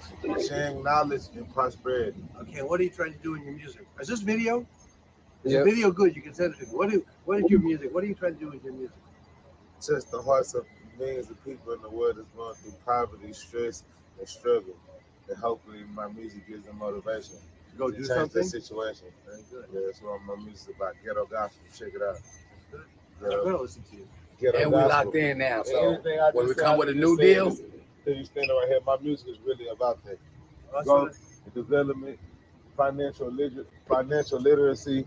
That's right. You know, it's about life. It's about going from here to height. Spirit. It's not about going from a Toyota or Volt. You see? Now he's giving him an education. Now the red man's giving him his education. Telling him what life is about and this and that. Who is this red man, ladies and gentlemen? Who is this? Look at his homeboy. His homeboy's scratching his head right now, Bryce. Exactly. He's not even looking at his homeboy. He knows his homeboy's still in his hood mentality. He's like, no, Sauce Walker, we're just going to open the gate for you. You give me your booty hole and your spirit, and we're going to open the gate for you, Sauce Walker. Your homeboy, we're probably going to sacrifice this nigga. Ladies and gentlemen, they might even sacrifice this type of homeboy, just scratching his head, still looking at the red man like, nah, I don't trust you. That nigga, his shirt is he got a big t-shirt on. He's still from the hood. This is probably Sauce Walker's shooter or his weed man. Or his day one nigga from back in the hood. And Sauce Walker thinks he could bring these niggas along to the Jewish conversations. Nope. Doesn't go like that. Now listen to the red man give him an education. Is this video? Is the video good? You can send it to me. What is your music? What are you trying to do with your music? Touch the hearts of millions of people in the world that's going through poverty, stress, and struggle. And hopefully my music gives them motivation. Go do something? The situation. Very good. Yeah, that's what my music's about. Ghetto gospel. Check it out. I'm going to listen to you. And we locked in now. So when we come with a new deal, You standing right here. My music is really about that. Go. Listen to what the red man said. Listen to what the black dude said. The black dude said, and we're locked in now. What does he mean? Look at his homeboy with the white shirt. His homeboy with the white shirt says, now we're locked in now. So when we come with a new deal, you know what time it is. Does anybody see what I'm talking about? Raise your hand if you see exactly the buck broken ritual going on in front of your face. His homeboy said, oh yeah, by the way, now we got a new deal. Because you know a nigga, he doesn't ever want to feel like he got played. So his homeboy saw how bad Sauce Walker looks. So he tried to save the conversation. He said, oh yeah, anyway, we got a new deal. And we got a bag now. Remember, I told you in the black community, the only thing that matters is the motherfucking bag, as long as you get the money. And we locked in now. So when we come with a new deal, you standing right here. My music is really about that. Go, development, financial literacy. That's right. It's about life. It's about going from here to height. Spirit. His homeboy can't even stop twisting his hair because he has that nervous energy. His homeboy is completely nervous. It's not about going from a Toyota, a little go-kart to a Rolls. No. There's no sin to be rich. But there's sin if you use the money the right. You got to use the money the right way. Charity does not begin at home. Right. Charity begins to the world. That's real. So it's nice to meet you. Thank you so much. I appreciate you. I'm gonna listen to your voice. I mean Sauce. And then I got your dude over here. He's taking a picture of that. I was telling him that I can mini accordion. Why you should mini accordion or something? Actually, you should accordion itself. I can't really hear what they're saying. If you guys can hear what they're saying, please let me know. But the dude doesn't even know his rap name. He said, the voice, I mean the sauce, whatever your fucking stupid nigger name is. Yeah, anyway. But I'm trying to see when he gives him a car. Allegedly, the black man is going to give the red man a car. I'm gonna give him a name of an accordion that you give some idea what accordion can do. And I don't think are there any rappers that you know who use accordion? So use Sauce. You could be Sauce the captain. He said, I'm going to give you an accordion. I'm going to give you my Jewish accordion, and I want you to play the accordion on your new rap song. Look at Sauce Walker's face. Sauce Walker looks like a grandma. Talk to me in the chat. Look at Sauce Walker's face. He has the face of a Southern grandma right now. I've never seen that smile on Sauce Walker in my life. Sauce Walker turned into a happy Southern grandma cooking fried chicken. Woo, child. And look at the homeboy. His homeboy's just happy he doesn't have to go from paycheck to paycheck no more. He don't gotta be sleeping on the couch no more. His homeboy could just get a piece. Somebody put that in the chat. Look at his homeboy. I finally got a piece of the pie. If look at his friend right now. That's literally his. We moving on up to a deluxe apartment, high rise in the sky. I finally got a piece of the pie. And look at Sauce Walker's face. Southern grandmother. Well, you remember, we black out here, ladies and gentlemen. Does it make sense now? Raise your hand if the Steve Harvey conversation finally makes sense. I mean, remember, they told you if you can't beat them, join them, right? I've done nothing wrong. When you tell the truth, you have to deal with the repercussions of the truth. We black out here. You Africans are all alike. Crazy. We can't come out here and do it any kind of way we want. He own you. He can do anything he want with you. There ain't nothing you can do about it. This the money game. This ain't the black man's game. This ain't the white man's game. This the money game. I've been scratching and scrambling most of my days to get where I got. And We're you in the cannot money game. sacrifice yourself. The best thing you can do for poor people is not be one of them. Now, I eats in the big house kitchen. I got pine boards on the floor of my cabin. If I crumble, my children crumble, my grandchildren crumble. And it don't take much coughing for the master to make me have a cup of corn whiskey for my medicine. I cannot, for the sake of my integrity, stand up here and let everybody that's counting on me crumble so I can make a statement. Now that is fine living for a nigga, and I'll be damned if any African Guinea man is gonna make me lose all I've been working for. Now you take my meaning? There are ways to win the war in a different way. You best learn or you're gonna get the bloody back for sure. Notice Steve Harvey said there's a different way to win the war. Steve Harvey is not concerned with winning the war. How about that? Raise your hand if you understand that Steve Harvey is the last thing on his mind is winning the war against the enemy. He's just trying to buy some more time and calm you down and tell you to be happy with the trinkets that you're getting. I want to see when he gives this red man a car. Put him down. Yeah. And then what you can say, Taking all the accordion. juice. Let That's this all could you be need. accordion to sauce. Get it? It says the accordion to sauce. It could be accordion to sauce. Ooh, punchline. He a Do you see? Look, the red man made a fake ass stupid joke.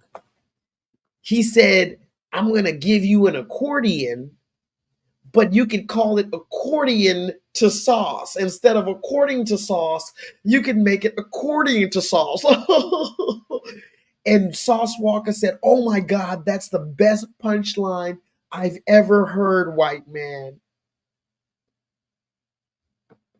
Mind you, he said he wants to punch on you.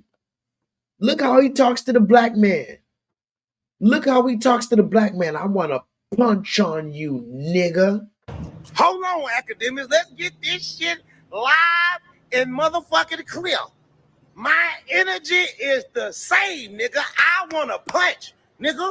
Yeah, I want to punch, but I'm trying to be nice. That's why Trey just came over here to calm me down as a big brother and say, well, come on now. You got to think how bigger things is going with life, and we can come down and be, hey, look here, don't get this shit misconstrued or misconfused. I got the same energy. Trey just got me saying I want to punch for peace. Instead of punching for grease, I want to punch for peace. If you really talking about that shit, I'm talking about this shit. Second of all, black folk, I'm on y'all like, how's all the black folk in the world mad at 6ix9ine, bitch 9 because he's snitching, but y'all still listening to Gunna music, dripping and waving all this shit with the fake dripping that he got going on, and he a whole snitch. It's publicly documented. Now, don't y'all be no hypocrite fake. You hear now, I just need you to see, I'm trying to show you, I can show you more videos, but I'm just trying to show you how he has two very different energies. And this spirit right here is nowhere. He will never show this spirit. Tell me in the chat, what would it take for Sauce Walker to show this spirit to this Jewish man right here? Under what circumstance would Sauce Walker ever show that spirit about, I want to punch you, nigga? Would he ever show that to this red man? Anybody? Put him down. Yeah. And then what you can say, Taking all the accordion. juice. Let That's this all could you be need. accordion to sauce. Get it? It says the accordion to sauce. It could be accordion to sauce. Ooh, punchline. He according to sauce. It's accordion to sauce. Accordion to sauce. I didn't say accordion. According to sauce. Yeah, according. Look at the friend. Look at the friend. Look at the friend. Look at the friend. These are the type of niggas that look at the friend. That friend will show you will not smile at black men. His friend, that friend has never smiled before. You can tell that friend right there is the type of nigga that always got a mean mug on at all times. He hasn't smiled in 25 years. This is insane, guys. I'm trying to get to the part where he gives him a car, allegedly. You see this? Sauce Walker has a powerful conversation with a Jewish man and gives him a Rolls Royce. Look at that. Look at that. Look at that. Two sauce. How you got accordion to sauce? You give me accordion to sauce. Ooh, punchline. He accordion to sauce. Accordion to sauce. Accordion to sauce. I didn't say accordion. According to sauce. Yeah, according to sauce. To sauce. How you got some new? You got some new words. Yeah, thank you. I appreciate that. It's a metaphor.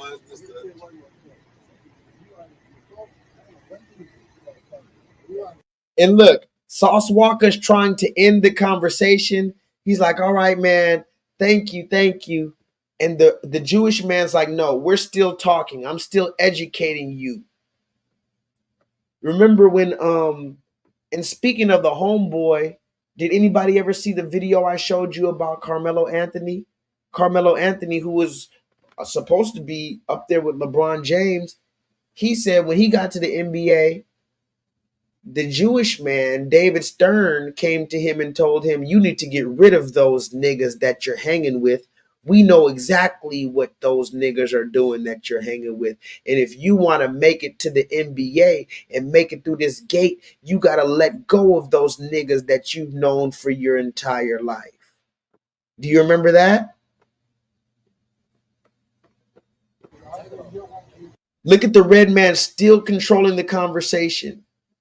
These black men couldn't leave if they wanted to. Right now, these black men couldn't even leave if they wanted to. What up, Beto B? Beto B, you got to watch this one back. This one's crazy. This particular conversation about Sauce Walker. Beto B, you live out here in Houston. You know about Sauce Walker. You got to see this conversation I've been having about Sauce Walker. It's insane.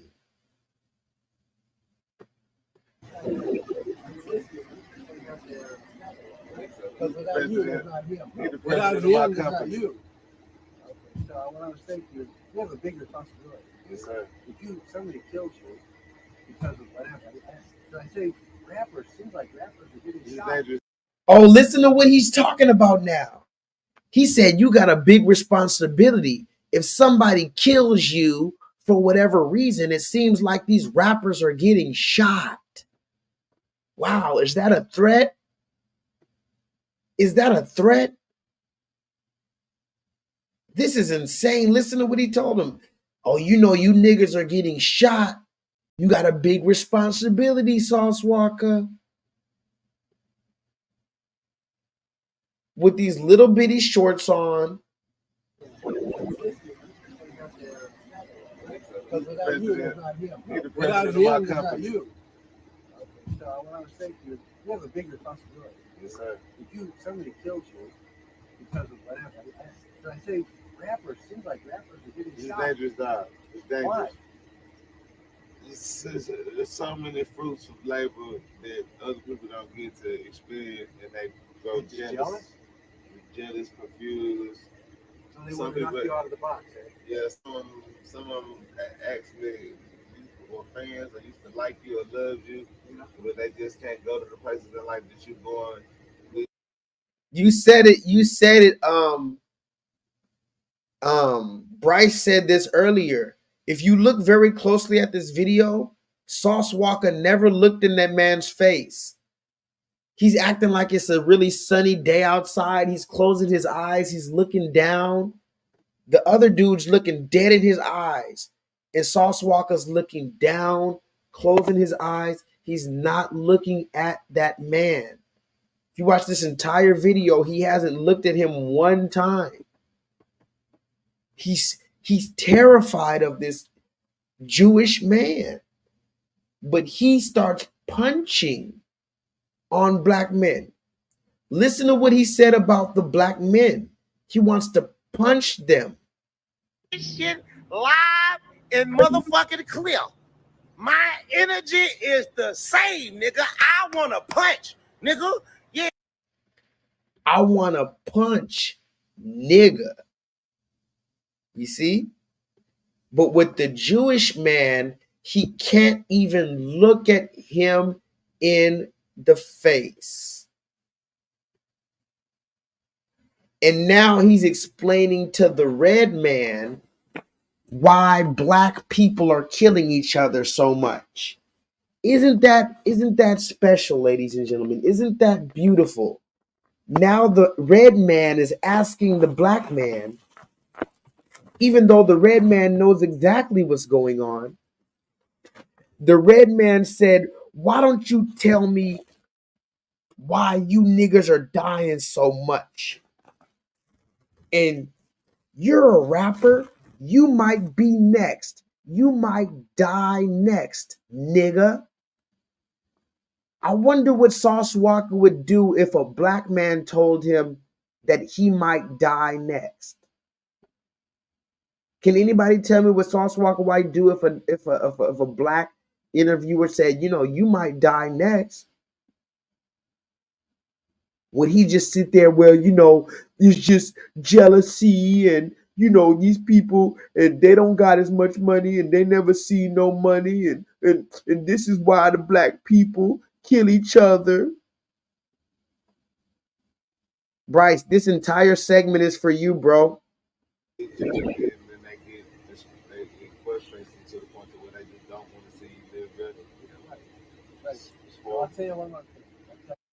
Sauce Walker is explaining some shit like when you got your ass whooped. Raise your hand if you ever got your ass whooped and your parents made you explain why the fuck you did what you did and how you're not gonna do it ever again. Oh, you know, and I was talking in class, and I shouldn't have been talking in class, and I should have been listening to the teacher, and I promise, and I ain't gonna do it again. And I ain't gonna do it again. And it's in class, and I was in class, and I was talking a lot, and I'm not gonna be the class clown no more. Raise your hand if you know what I'm talking about. If you ever gave that speech to your parent. And look at his homeboy. Look at his homeboy in the back looking like Stephen A. Smith. Lips quivering. Snot coming down your nose like Viola Davis. And I ain't gonna do it again. And look at his homeboy in the back with the Stephen A. Smith face. Still scratching his head. Still twisting his hair, still trying to figure out what the fuck type of Illuminati ritual is this. But the only reason I'm watching this video, I'm just trying to see when he gives him a Rolls Royce. When does he give him a Rolls Royce? Actually, or fans that used to like you or love you, but they just can't go to the other people don't get to. I think Yeah. not him. Without him, it's not you. Okay, so what I was saying to you, you have a big responsibility. Yes, sir. If somebody kills you because of whatever, so I say rappers, seems like rappers are getting shot. It's dangerous, dog. It's dangerous. Why? There's so many fruits of labor that other people don't get to experience, and they go jealous, confused. So they want to knock you out of the box, eh? Yeah, some of them actually were fans that used to like you. And look at the red man acting like he doesn't understand where the violence comes from when historically he's been in charge of the record labels, the gangs, all of this type of shit. In particular, aren't you beefing with the Palestinians? And you sitting here trying to act like you don't understand violence within the black community? Somebody talk to me in the chat. What the fuck is going on here? And why did he give him a car? I guess I talk too much, ladies and gentlemen. This is the reason why my streams are 5 hours, because I just don't understand. So they want to knock you out of the box, eh? Yeah, some of them actually were fans that used to like you or love you, but they just can't go to the places in life that you're going with you, and then it frustrates them to the point to where they just don't want to see you live better. Right. Well, I'll tell you one more thing. You got the Ten Commandments, right? Yes. Ten Commandments. It says the words are lo sachmo, which means you don't cover somebody else's something. There's a difference between envy, jealousy, and you can there are different levels of it. You can say, oh, thank God Sauce, he's got this. And I'm happy for Sauce. And I want him to have more 5 of these. Now he can make so much money, he can support kids who don't have education and inspire them, etc. Then there's another guy that says, Sauce got a rose. I don't like that. He's got a rose and I don't. He doesn't. If I can take that away from him, then I'm not. Then I don't feel so bad. So that's one of the ideas. That's one of the ideas of it. It's the Ten Commandments. Means that listen, you know. So now he's telling him about the 10 Commandments, ladies and gentlemen. He's telling him about the Mosaic law, and it's Moshaik, and this is from the Torah, the 10 Commandments. This is what Moses said, and you can't be jealous of the next man, and because the 10 Commandments. You see how he's educating him? And look at his homeboy. See, ladies and gentlemen, this is the reason why we can never be in positions, because there's too many brothers like the homeboy. Forget Sauce Walker right now. Look at the homeboy. The homeboy is more important. The homeboy, he's more connected to the streets. Sauce Walker probably already bent his booty hole. Looking at this, Sauce Walker either would bend his booty hole or he already did. The homeboy is the one that's looking like he doesn't know what time it is. Sauce Walker knows what time it is. The homeboy looks like he's just trying. So the homeboy looks like Sauce Walker just told him 5 minutes ago, look, we about to meet this Jewish man in 5 minutes. Don't even ask no questions. Somebody put that in the chat. Don't ask no questions. Sauce Walker told him, look, don't ask no questions. Just twiddle your motherfucking hair. Twist your hair if you get nervous. But this, I gotta meet this dude and I gotta do some other shit to make sure I get this next bag. And I gotta let this red man educate me. And I guess I gotta give away my Rolls Royce. At what point does he give away the Rolls Royce? He's got a rose and I don't. He doesn't. If I can take that away from him, then I'm not. Then I don't feel so bad. So that's one of the ideas. That's one of the ideas of it. It's the Ten Commandments. Means that listen, you have a responsibility. Jewish people have a responsibility. You know, I keep the Sabbath. I don't ride it. I don't. Look at him. He said, look what he said. He said, now he's telling him about Moses. He's telling him about the 10 Commandments now. He's teaching a black man about his own book. That's our book. And he's teaching you about it after he stole it from you. And now he told me about the Sabbath. Listen to him, guys. I'm not, and I don't feel so bad. So that's one of the ideas. That's one of the ideas of it. It's the Ten Commandments. Means that listen, you have a responsibility. Jewish people have a responsibility. You know, I keep the Sabbath. I don't ride it. I don't ride cars on Saturday. Except I would never do it. His name is Sauce. Yeah. So why are you driving his car? I said to him, I said to Sauce, listen, we were talking Torah. So I said to him, the main thing about it is Ahavas Israel. You know, like when the non-Jew comes to the Jew and asks what the Torah is about, on 1 foot, Ahavas Israel. So I said, do you love me? He says, yeah. So I said, if you really love me, then you're going to give me your car. He says, yeah. Here's the key, go. Wow. Listen, guys. He said when the Niger, did he just say when the Niger comes to the Jew? Did he just say that? Hold on. I know he didn't just say that. Hold on. And did he just say Sauce Walker gave him his car because he said, if you love me, you'll give me your car? And Sauce Walker said, okay, and gave him his car. Is that what just happened right now, ladies and gentlemen? Because if that's the case, this is the most blatant act of bending over for the so-called Jewish man that any rapper has ever done in history. There is no more damning piece of evidence than this video. If this Jewish man just said that the Niger came to him and told him, asked him about the Torah, and the red man told him, if you really love me, you'll give me your car, and Sauce Walker gave him his car. Hold on. 1 foot, obviously. So I said, "Do you love me?" He says, "Yeah." I said to him, I said to Sauce, "Listen, we were talking Torah." So I said to him, I said to him, the main thing about it is obviously Israel. You know, like when the non-Jew comes to the Jew and asks what the Torah is about. When the Niger goes to the Jew and asked him what's the Torah about, I don't know if that's what he said, but it sounds like it. Listen, we were talking Torah. So I said to him, I said to him, the main thing about it is obviously Israel. You know, like when the non-Jew comes to the Jew and asks what the Torah is about. 1 foot, obviously. So I said, "Do you love me?" He says, "Yeah." So I said, "If you really love me, then you're going to give me your car." He says, "Yeah." Here's the key, go. Well, so where are you going? Just around the block. We're going back in a few minutes. Did Deidre land? Yeah, I think so. So what was I going to say to you?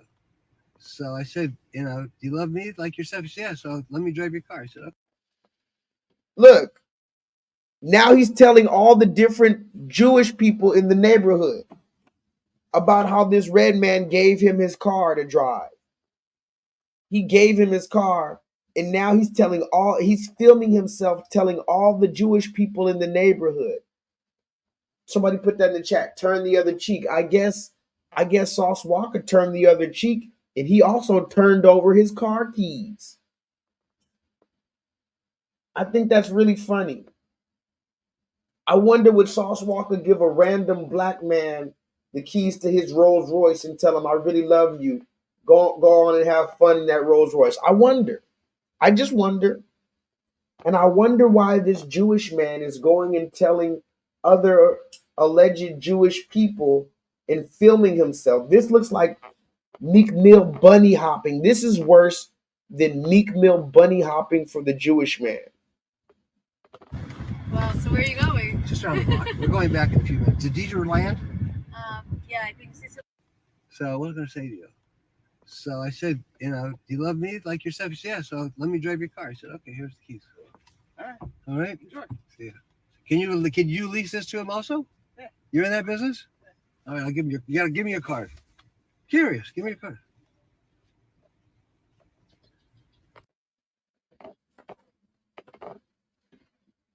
Talk to me in the chat, ladies and gentlemen. This is the person. Look at Sauce Walker. He's acting like it's so sunny outside, like he can't even open his eyes. Sauce Walker's acting like he can't even open his eyes right now. And this is a perfect example of the type of shit that Kanye was talking about. You might not like everything Kanye does, but when he had that conversation, nobody black has ever had that conversation on a grand scale. And it's looking like it's the truth. This is the same man that says he wants to prostitute this person and that person. This person's a bitch. That person's a bitch. He wants to punch this Negro. He's spitting at that Negro. But the Jewish man, he wants about prosperity and all this other stuff. Ladies and gentlemen, I rest my case on Sauce Walker. And I could show you more receipts. I can show you the receipt where he said he wants to punch black people. But when George Floyd happened, he said we need to go to Congress. Matter of fact, I'm going to find that video next time. Sauce punch on black people, but when the George Floyd thing happened out here in Houston, you know, George Floyd is from Houston in 2020. Sauce Walker got out. He said, we need to just go to Congress and pass this legislation. What, nigga? You want to punch black men, but when the red man stomps on your neck, we got to go to legislation in Congress. Wow.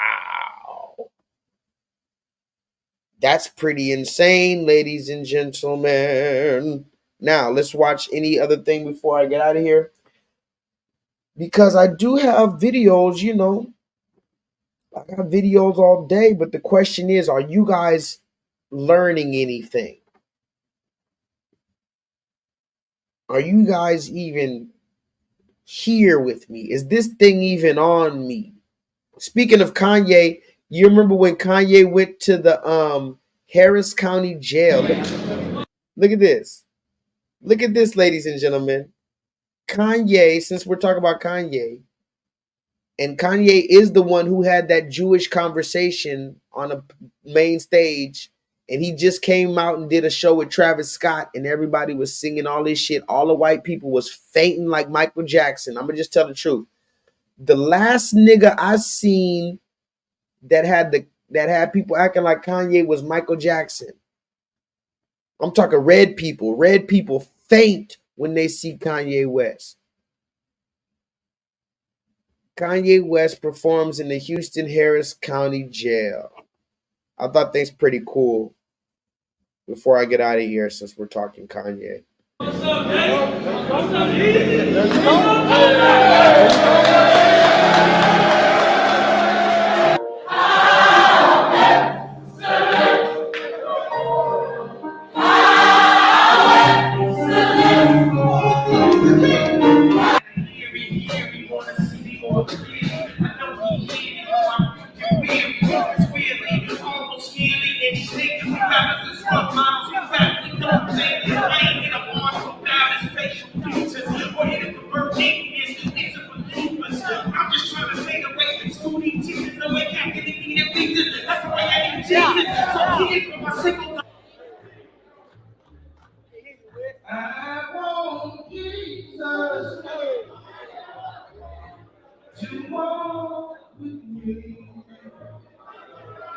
I accept Jesus as my Lord and Savior.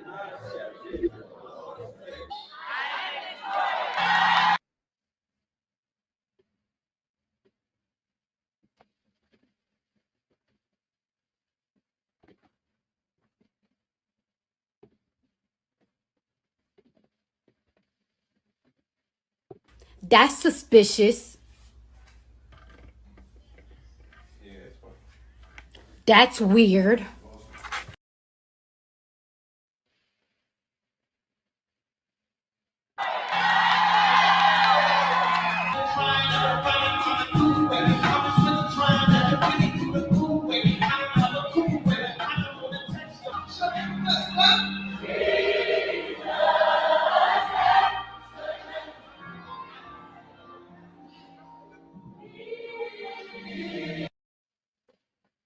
This is where the brick woman is going to be, ladies and gentlemen. The brick woman is going to be in the female Harris County Jail, by the way. Shit, hold on.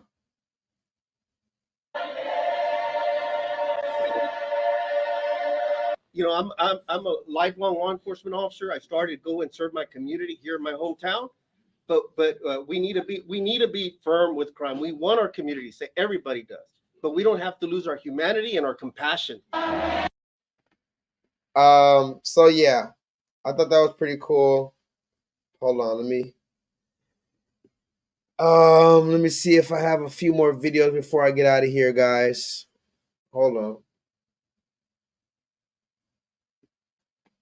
Ilhan Omar. Found dead. I can show that next time. Let me see. So yeah, let me read some comments before I get out of here. I do have some more videos, but I mean, you know, I felt like that Sauce Walker video was really, really telling. Look at this nigga. Look.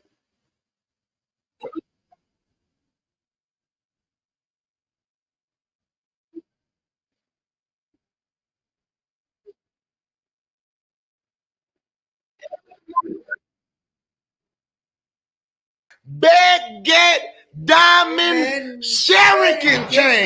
Yeah, this is a wallet chain. Yes. Going up in here, man. Yeah, it's time to drip. It's the end of the year, and I wanted y'all to be clear that I cannot be with around here.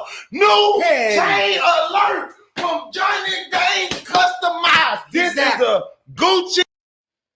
Ladies and gentlemen, I need you to understand that he's only acting like this to other impressionable black people. Remember, we saw the footage of the soldiers. They did the report on the black soldiers. They said they're very influenced by the crowd psychology. Do you remember how the red man did a report on black people and black soldiers in World War II? He said they are very influenced by crowd psychology. This is why all the other nations know they can just put something shiny in front of you niggas and you're gonna go crazy. And so Sauce Walka, he's in charge of acting like Step and Fetch It to continue to perpetrate the narrative, ladies and gentlemen. I just want you to see it. Link baguette diamond shuriken chain. Yeah, this is a wallet chain. The 60 mother carats, let me share it, and you cannot compare it. Somebody hit it. Kill it. That's how we need to do. Sweet. Yeah. Pull it out. Sweet.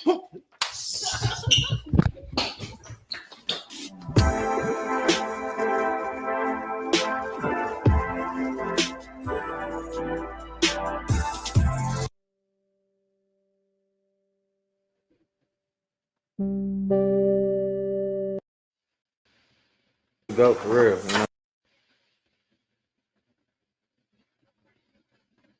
know? For the sausage persuasion, this neck like you got rap ass. I'm way past y'all splash. This is a wallet chain. Yeah, man. Do you understand? Yeah. I just got me $100,000 Japanese, Chinese, Bushido warrior, samurai, dragon killer. 60 karat diamond. 60 karat diamond. 60 karat diamond. From the diamond god himself, the king of bling, the diamond team, the diamond boy. He got diamond hand sanitizer. Diamond hand sanitizer. And diamond water chain. What you saying? Look at it. Yeah. Ladies and gentlemen, we are too comfortable being up under everybody else. If we just stood on our own 2 feet, we would have more than everyone. Who is Sauce Walka trying to impress? Only niggers. Sauce Walka's only trying to impress other niggers. With a spin. Yeah, and spin. Hold on. Let me switch that motherfucker around. Right there. There you go. There you go. There you go. End spin. I'm sorry, young buck, but I ain't give a young call up 50 and tell that nigga with me. Yeah, it's the kid that did. We doing it better than ever. The 60 mother carats, let me share it, and you cannot compare it. Hey, wait, catch up, y'all late. Y'all live in the past. Look at the dude's face behind him. You got the Asian man and the Pakistani Saudi Arabian man, both smiling at the current blaxploitation. Bryce, raise your hand if you understand how deep all of this is, and we're just scratching the surface. This is the modern day blaxploitation, the modern day step and fetch it. You see? I'm living in the splash, you understand me? Yeah, I ain't dropped the album this whole year. Oh, hey, Diamond Boy, cause it's a Johnny dang thing, you understand? Diamond Boy. Diamond. That's all you care. All they gotta do is be shiny. You think these black men know how to check the certification numbers and all that shit for real? You think they really know how to check if this is actually diamonds and if it's really worth $500,000 or not? You really think these Asian people are just barely making money off your ass? They're giving you a fair deal? Really, Sauce Walka? Look at Sauce Walka's family in the back. You see his redhead wife? Look at the picture in the back. I told you his wife has red hair. That's his wife right there. She got a BBL. He has an Asian family. And when Sauce Walka's not with you niggers, He's not wearing no jewelry. I've seen Johnny Dang when he's not with Sauce Walker.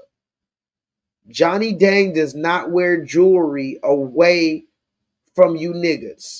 Diamond boy. This is like what Rick Washington said, Maybach music, it's just sauce that music. So what do you want?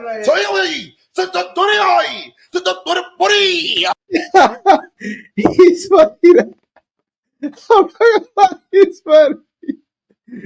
I'm not gonna lie, he's funny though. He is funny though. He does have his funny moments. The man is funny though.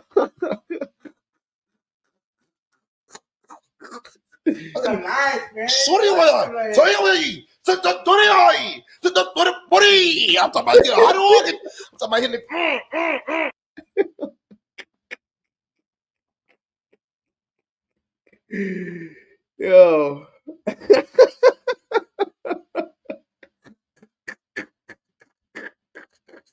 Let me share it and you cannot compare it. Hey, wait, catch up, y'all late. Y'all live in the past, I'm living in the splash. You understand me? Yeah, I ain't dropped the album this whole year. I ain't dropped the album yet. Wait, Diamond Boy, cause it's a Johnny Dang thing, you understand? Diamond Boy. This is like what Rick Washington said, Maybach music, it's just sauce that music. So what do you want? I'm talking about how to walk it. I'm talking about hitting kill it. That's how we need to do it. Say, yeah, pull it out. Sweet.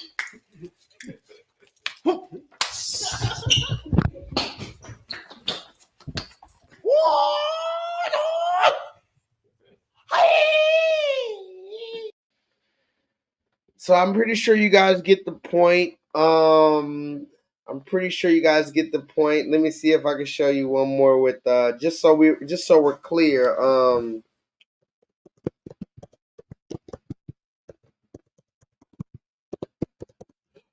Just so we're clear, guys.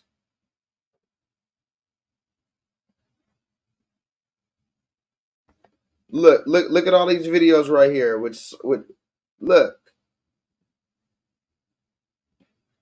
Over and over, Kodak Black. How much money you think he spent with Johnny Dang? Look. Kodak went to Johnny Dang for his jewelry. Johnny Dang pulls up on Kodak to drop this off. Johnny Dang ices out Kodak at his studio. Johnny Dang Kodak Black Super Bowl weekend.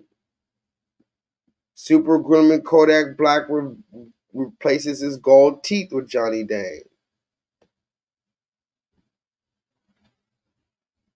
Hold on, let me see.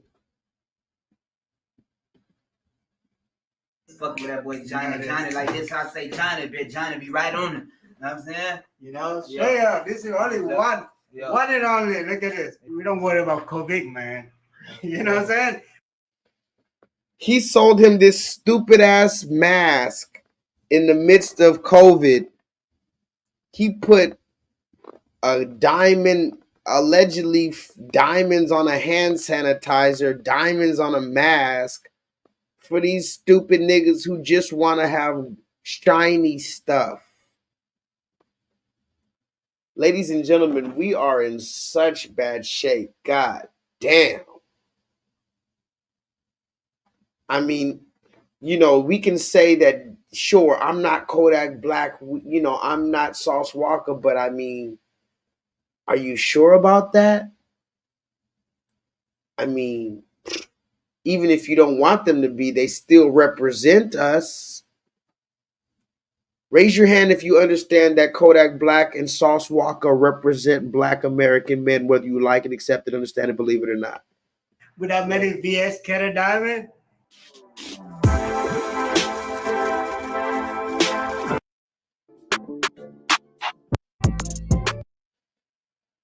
To Miami. And all that quarantine. You know yes, sir. People be sick out here. This is special, man. You know what I'm saying? Look at the not Black people in the background. I'm about to get out of here in a minute, ladies and gentlemen. I told you I fucked up my phone, so hopefully I'll be able to bring it back up. I doubt it, though. My shit looks fucked up. But look at the not black people in the background, ladies and gentlemen. This is the type. This is the stuff that I see. I'm bringing you into my world. When I talk about breaking the spell, that's what I'm talking about. I like wearing jewelry. I would love to wear, but even if I had $1 million, $10 million, I'm pretty sure I would still see that when I go to buy the jewelry, there's nobody that looks like me selling me the jewelry. They don't have the jewelry. Supposedly all this gold and diamonds comes from Africa. How come you don't see no African jewelers? Isn't that suspicious in itself? I feel like somebody needs to do a whole YouTube video or a series of YouTube videos on where are the African jewelers.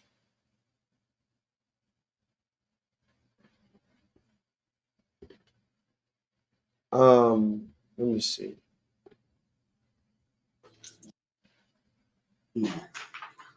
The reason is, Ruby, they got a thickness. I said under the gold. Yeah. It's invisible, it's around, right? Right. Yeah. Look, now Kodak's trying to act like he knows about the diamonds and oh yeah, this is like this and this is like that. Look at this, guys. This is what I'm talking about. More, like you said, Bryce, sorcery. This is more sorcery. They're telling you, oh yeah, this is a special diamond for you, nigga. I didn't give it to nobody else. I wanted to give it to you, nigga. And then Kodak, he's got to act like he knows what's going on. Oh yeah, so this is the special diamond, right? And the Asian man's like, yeah, this is the special diamond for you. Yes, sir. Hey, this special 50 carats. Look at it. Look at that cheap ass shit. Ladies and gentlemen, look at this cheap, ugly shit that you can get on fucking Temu.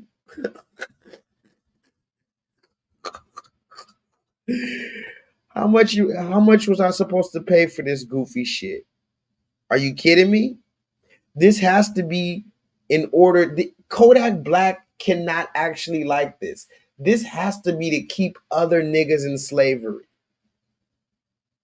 Tell me this video is just to keep other niggas still in slavery. Hey, this 50 carats. Look at this. Damn, President Ruby, man.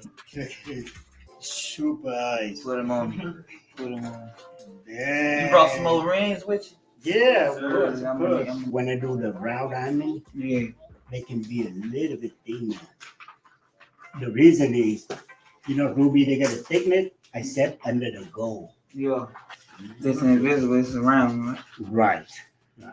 Yeah, you don't feel it. Okay.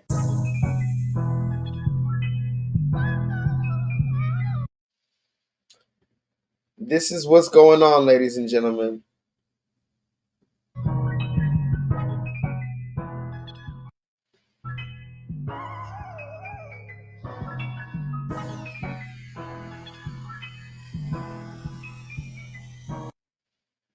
And now you have to eventually ask yourself, exactly, Kodak has no idea what's going on. Here's the funny thing about it, ladies and gentlemen. We're never supposed to ask. Somebody put that in chat. We don't supposed to ask no questions. We're not supposed to ask where our representation is in things like industries like the jewelry game.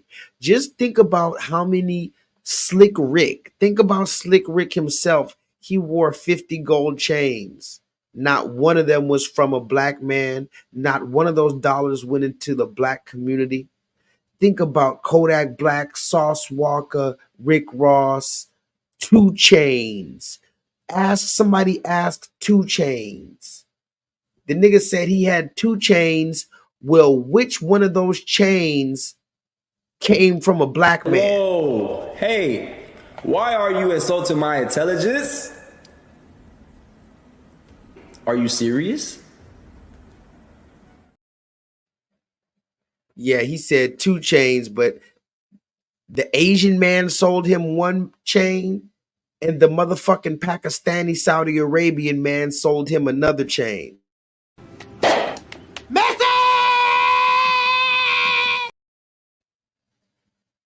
And see, we were never supposed to ask no questions. Just buy the jewelry. It's bling bling. Never ask yourself how these Asian people even got the lick on this jewelry. How did these Asian people get so much jewelry and they hire other Asian people and they teach them about the business? How? When? You can't just tell me these people just have jewelry. Where is there a bunch of gold and diamonds in Korea? Is there a bunch of gold and diamonds in fucking China?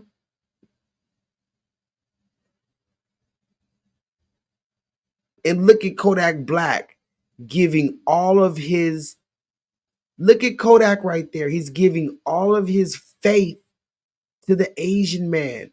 It's just like when we go to the red man in the hospital and stuff. I seen my mom go to the hospital and give this same look to the doctor. Just tell me what's wrong, doctor. You see? Raise your hand if you see how deep we are in this shit. This is very stressful, guys. And I gotta get a new phone tomorrow. Every time I get a little bit of money, I gotta spend it on something else. So I'm gonna get on out of here in a minute. We need to reevaluate Sauce Walker. We need to study Sauce Walker and get some real answers about our black people. Because like I told you before, Sauce Walker, he represents a large portion of the black community. And raise your hand 2 times if you don't think that Sauce Walker represents us as a black community. If you don't see how Sauce Walker is a variable. I'm going to play these other videos later. I'm going to play this one more video just so we're clear about turning the other cheek. I don't think there's anything wrong with turning the other cheek. I just wish we did it to our brothers and sisters just half as much as we do to every other nation. Let me play this one last video. As 2 other inmates pose for the camera. That's unfathomable.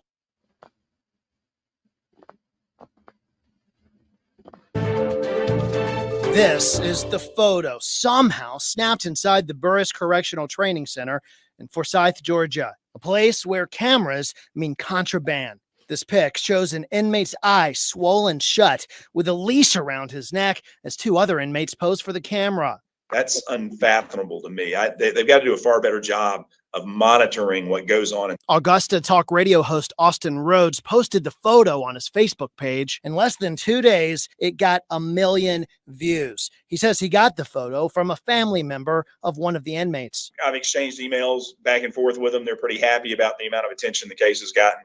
And again, it's a situation where they just wanted to make sure that the prison officials were not going to be dragging their feet on this issue and that it got the proper attention that it deserves. We took those concerns to the Department of Corrections and received this statement.